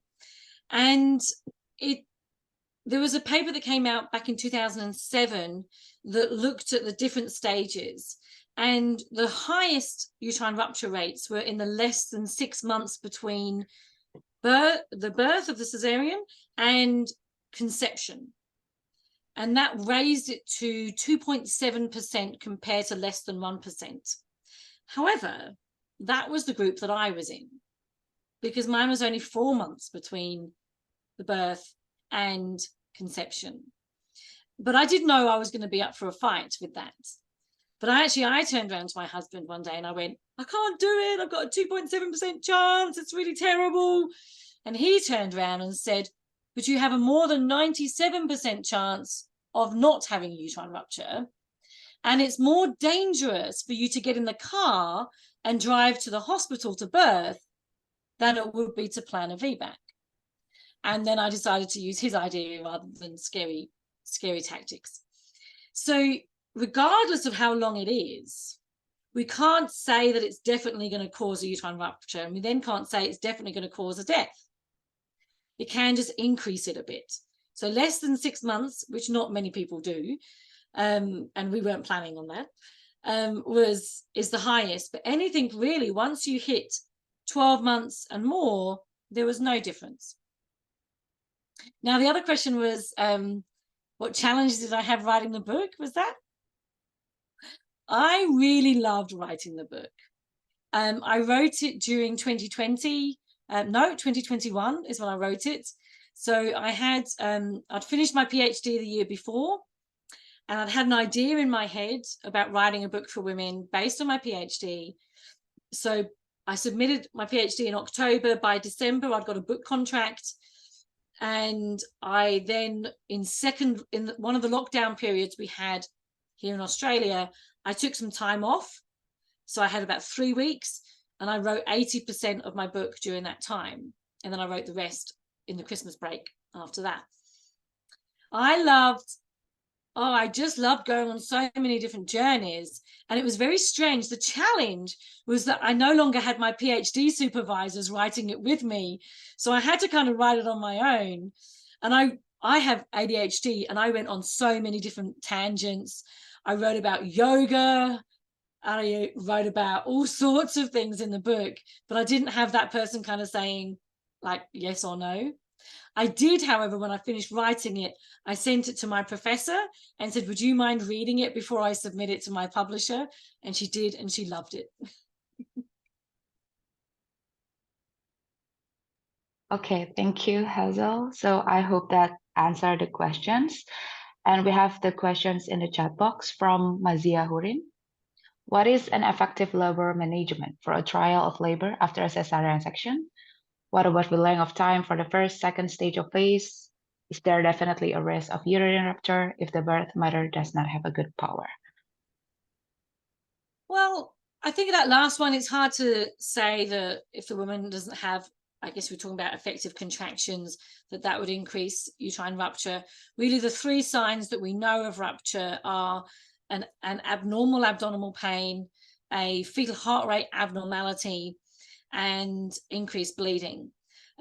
So the actual, whether or not the woman's got, effective contractions, that's more going to impact just her labor, rather than not really be impacted by contractions or by the rupture. If she was to have a rupture, you might find that the contractions change, that the baby may, in a severe rupture, the baby might lift up out of the pelvis, and there might be some changes. It's more likely that she's going to have more pain though, so you might think it's more effective. She might not feel so pushy. I'm not a fan of using the term trial, and I don't use that language in any of my research, but I understand why it is used, and I'm not attacking in any way. And that is because women, when we think of the word trial, especially here in English, we think of a criminal. We think of someone who's been, in court, and they're on trial for whatever they did. And it's such a powerful word that women then feel that they're on trial, or that their scar is on trial. Actually, women are just planning a vaginal birth, and they happen to have had a previous cesarean, so they need a little bit more monitoring and a lot of support from us. They're not on trial. So I don't use that term. Although saying that, I was in a conference just last week, and we had someone from the head obstetrician college, and he used that term, and I was like, no, in front of all the midwives. And what about the length of time? Like, I think it's the same that you would be thinking about for any woman planning a vaginal birth, of the problems that she could get into if the labor goes on for too long. and the after cesarean part shouldn't really make an impact on that.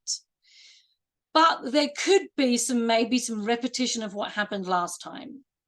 But we shouldn't say that because maybe she had an obstructed labor last time or the head didn't descend last time that it will definitely happen next time, because every pregnancy and every body in every pregnancy is different. So again, you know, the length of time, that really should be the way I see it is I think of myself as the balancing scales. Is the mother okay? Is the mother well? And is the baby well?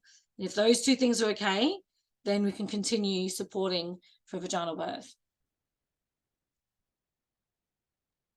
Okay, thank you so much, Dr. Hazel.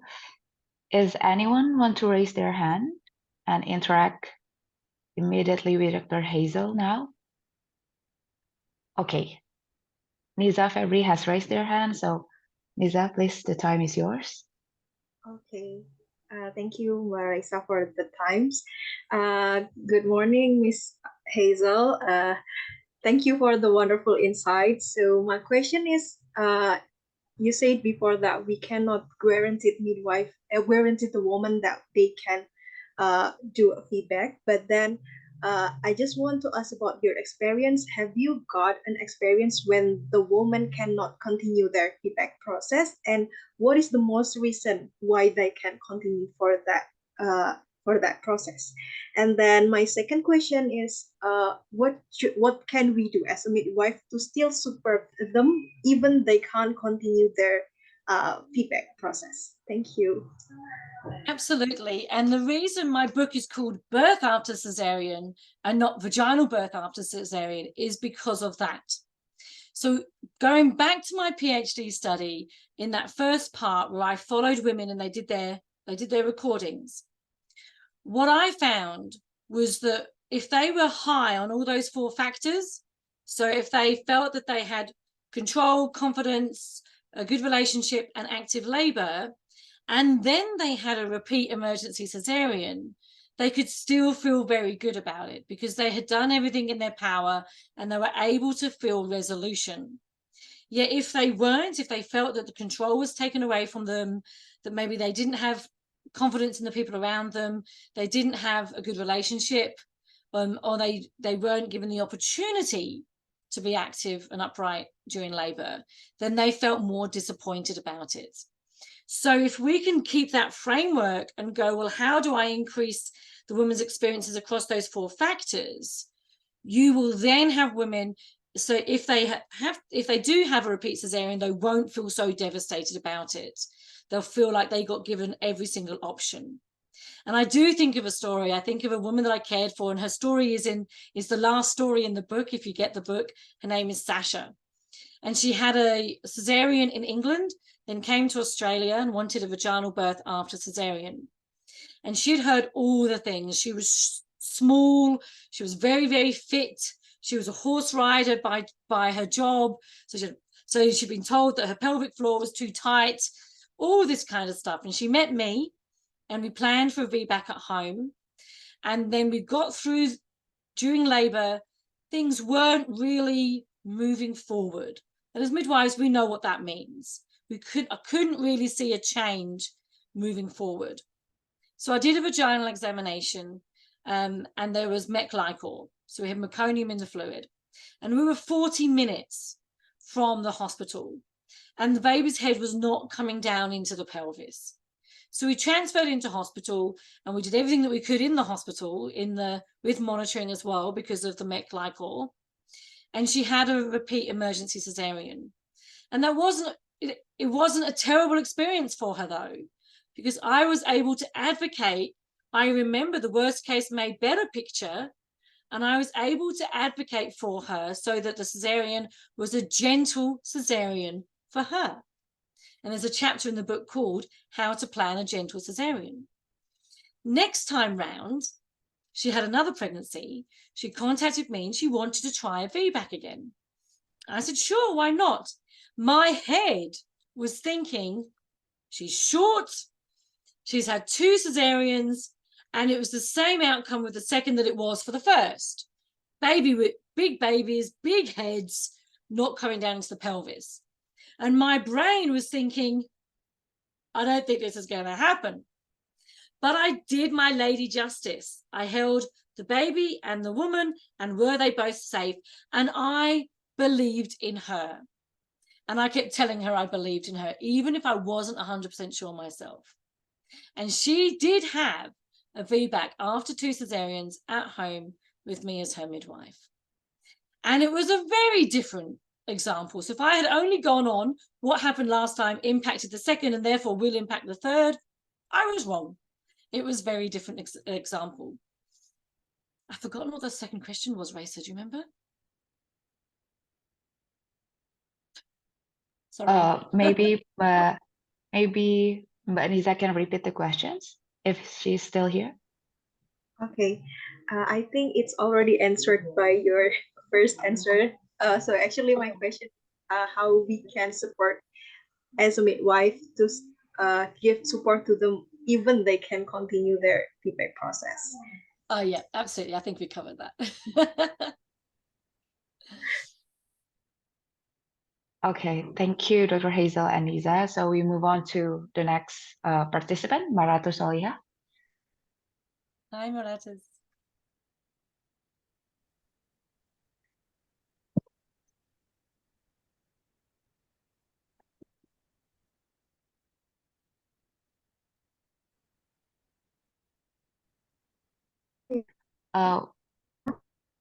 Thank you.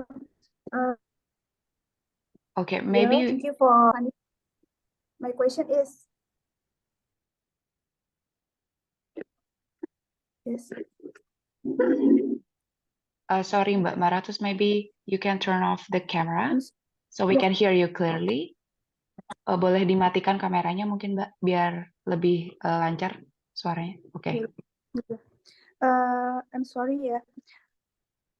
Di sini saya mau bertanya, kayak bahasa Indonesia nggak apa ya Kak ya? Jadi Iya, boleh. seperti yang kita tahu ya Kak ya, VBS itu kan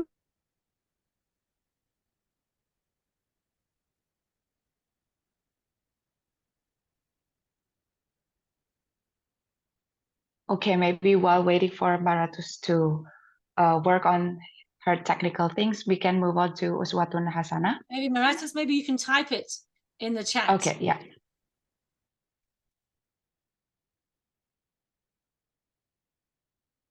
Okay, Mbak Uswatun, maybe you can turn on your camera.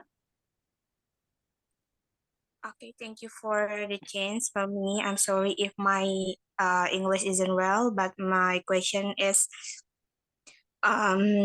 about how tips to vaginal birth after cesarean, especially for mom with overweight, and how rank from birth before, and for mom with diabetes mellitus too.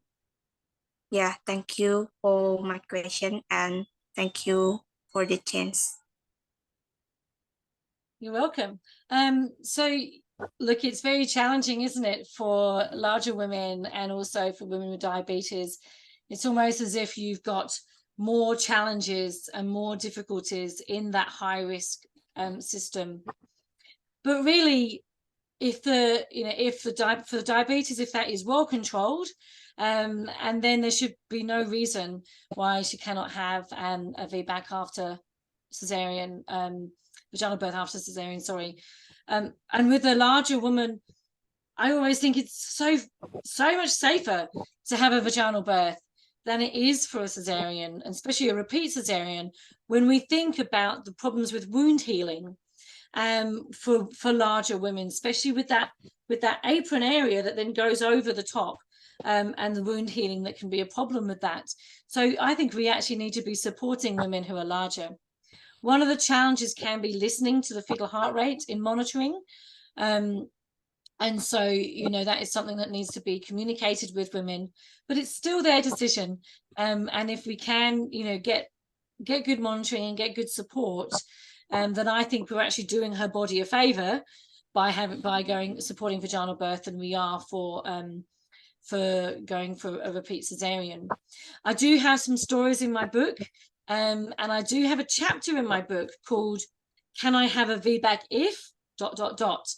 And that is a very useful chapter for midwives, because you can be in clinic and you can go straight to that chapter. And I've broken down lots of different things like this, and that you can read the latest research.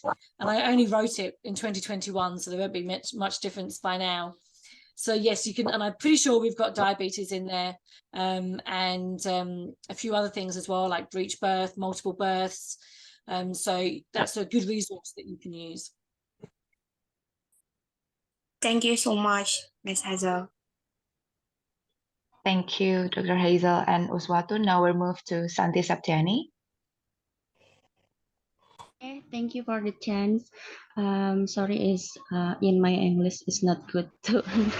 I want to ask, I ever heard that the woman want to do VBAC must check that the slice or sayatan after cesarean before must horizontal. It's true, and why? Okay, so are you saying about the scar, the type of scar, that it needs to be a lower segment and not Yes, a the horizontal? scars. Okay. May I also add, nobody needs to apologize about your English. Your English is far better than my Indonesian will ever be. So thank you for speaking and listening to my language when really I should be speaking in yours. So there is, most of the policies will say, and the research has been done on women with a lower segment horizontal scar. But again, with all the other things such as interpregnancy interval, a different scar may increase the uterine rupture rate, but it doesn't mean that means it's going to happen. It's just that we also have less data on it. In my survey, I had women who had a special scar. Now, that's the term that we've been using in Australia and in other international countries for women that have anything other than a lower uterine, or maybe they had a previous uterine rupture. And there's a wonderful group. They have a website and they have social media pages called Special Scars, Special Hope. And that is a support group for women anywhere who want to explore their next birth options. I've actually got a research project I'm desperate to do with the right person who maybe wants to do a research project as a honours or as a master's with me, which is actually doing a qualitative study on women who have got special scars.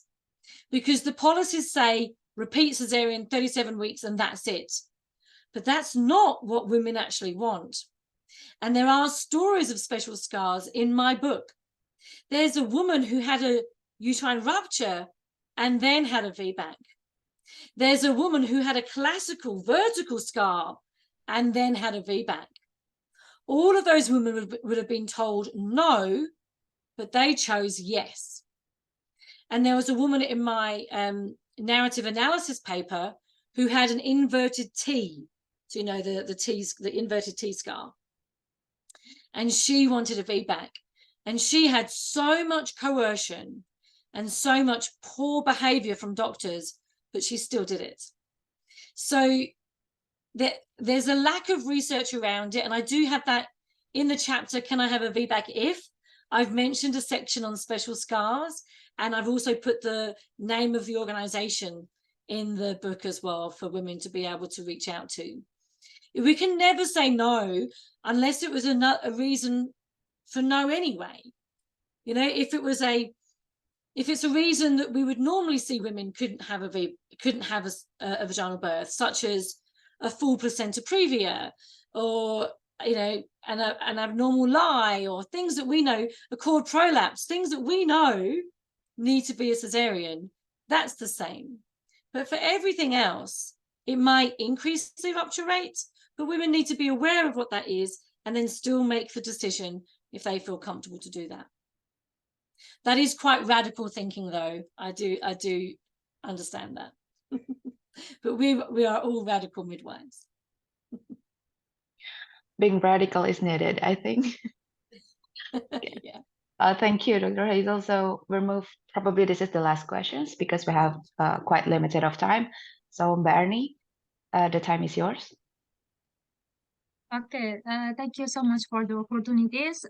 First thing first, hello Hazel, I love your earrings. You look so beautiful with your books earrings. Yeah, I'm just aware about it. So my question is about innovation in feedback care. You know, like when I reflect the midwife practice in the UK, they have a lot of like innovation in their practice for supporting women with feedback. So could you share to us, maybe in Australian midwife practice, they have like a specific care for supporting women to plan feedback. For example, in the UK, there is like a specialist midwife for feedback, and then there are some trusts that have feedback clinics as well. And then the last one, maybe, could you give us top tips how we can increase our confidence to support feedback? That's it. Thank you, Hazel. Absolutely. So, and hi, Ellie, and Ellie actually is studying in the area that I was born in England, and we had lovely chats about that. There are a few things that different innovations out there, but the ones that we know really works is that continuity of care.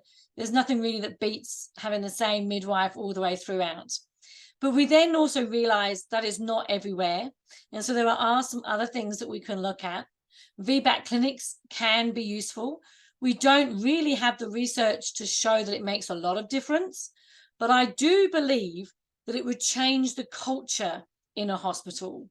So when you bring in something like a VBAC clinic and it's very supportive of women, and maybe it has the same midwife and doctor doing it, and then there is the education to the rest of the staff that VBAC is seen as important at this hospital and in this maternity unit, then it can change it to be a more supportive VBAC culture. And certainly some excellent research that came out of Europe is that they looked at the differences in VBAC culture for those with higher VBAC rates to countries and cultures that had lower VBAC rates.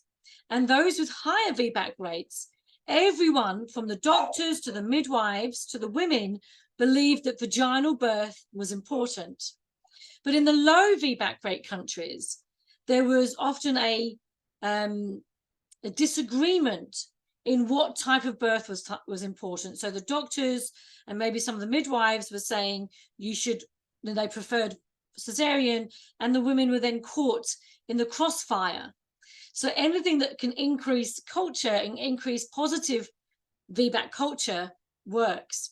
The other thing you can do as midwives, which is again is quite radical but so important, is to plant the seed. So what do I mean by that? When a woman's had a Caesarean, or she's on her way to a Caesarean, or you're caring for her after her Caesarean, you can plant a positive VBAC seed. You can say, gosh, I can imagine you're feeling a lot of mixed emotions about your Caesarean. I'm happy to talk to you about it, but I just want to let you know that just because you've had this Caesarean doesn't mean you can't have a vaginal birth next time. You can actually have a vaginal birth after Caesarean. And I know you're probably not thinking about it right now, but I just want you to know that, and I'm happy to give you some resources on it. Plant that positive VBAC seed, because the alternative is a negative VBAC weed. And that can happen when they get told after the Caesarean things like, well, now you've had a Caesarean, you can't have a VBAC. You must have a Caesarean every single time. And they can be told that in the hospital, but if they weren't told it there, you can guarantee they will be told that in community, in their social network, in their families. It might be like, oh my gosh, you've had a Caesarean, you should have a Caesarean next time. So planting that VBAC seed means it can grow into better birth options next time, which is better than a negative no VBAC weed. And I think we can have a very big impact in that, in the postnatal care. Oh, and the last question was, how do you increase your confidence? A lot of you, 59, I think there was over 60 at one point, you've already been doing that by coming to this workshop. So you are learning about VBAC and getting confident in it. You can keep learning about VBAC, read the academic papers, read why it's important for women, because that really should be at the core of what we do. Read my book. I've gone into details on the INOS study and the uterine rupture rate. It's all in there. And if there's more of you that want to get some more, I'm sure we can organize it. So yeah, get more knowledgeable, because at the end of the day, for both us and for the women that we serve, knowledge is power. And the more knowledge you get, the more confident you'll get, and the more confident you will feel to supporting and advocating for women's choices.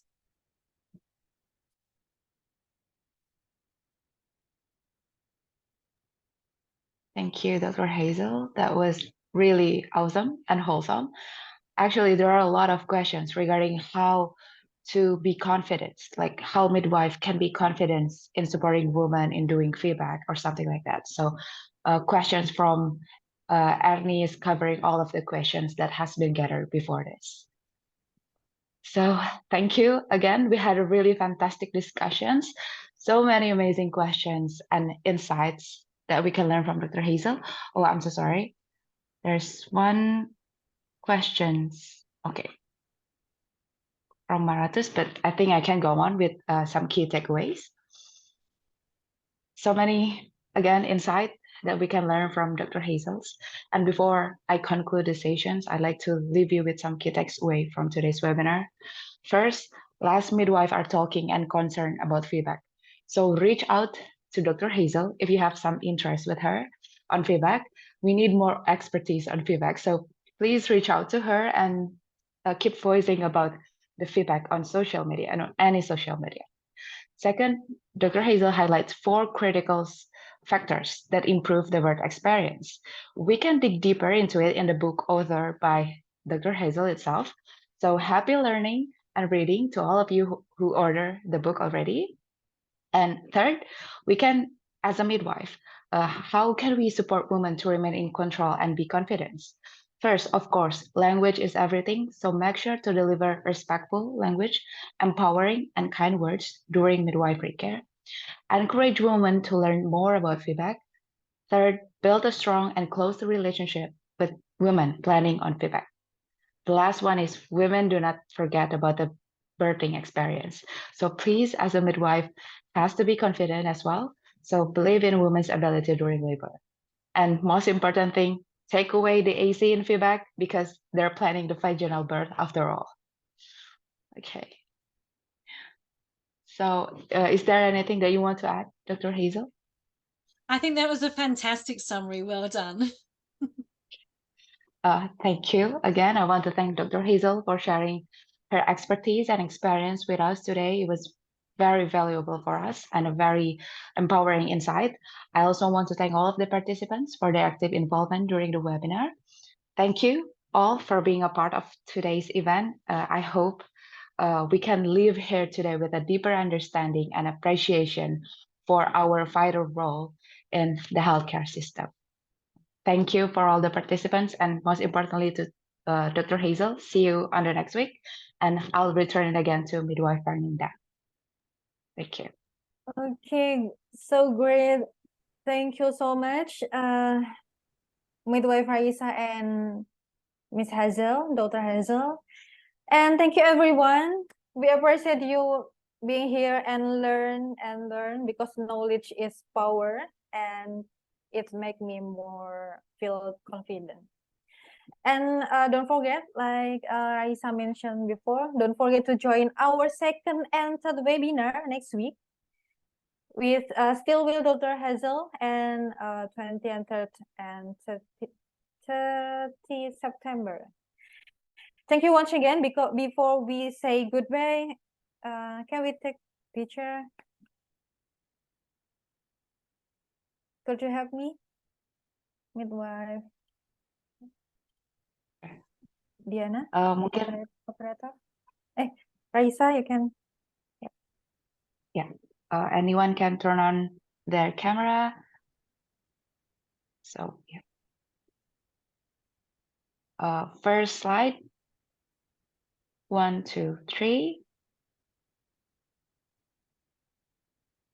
Second slide.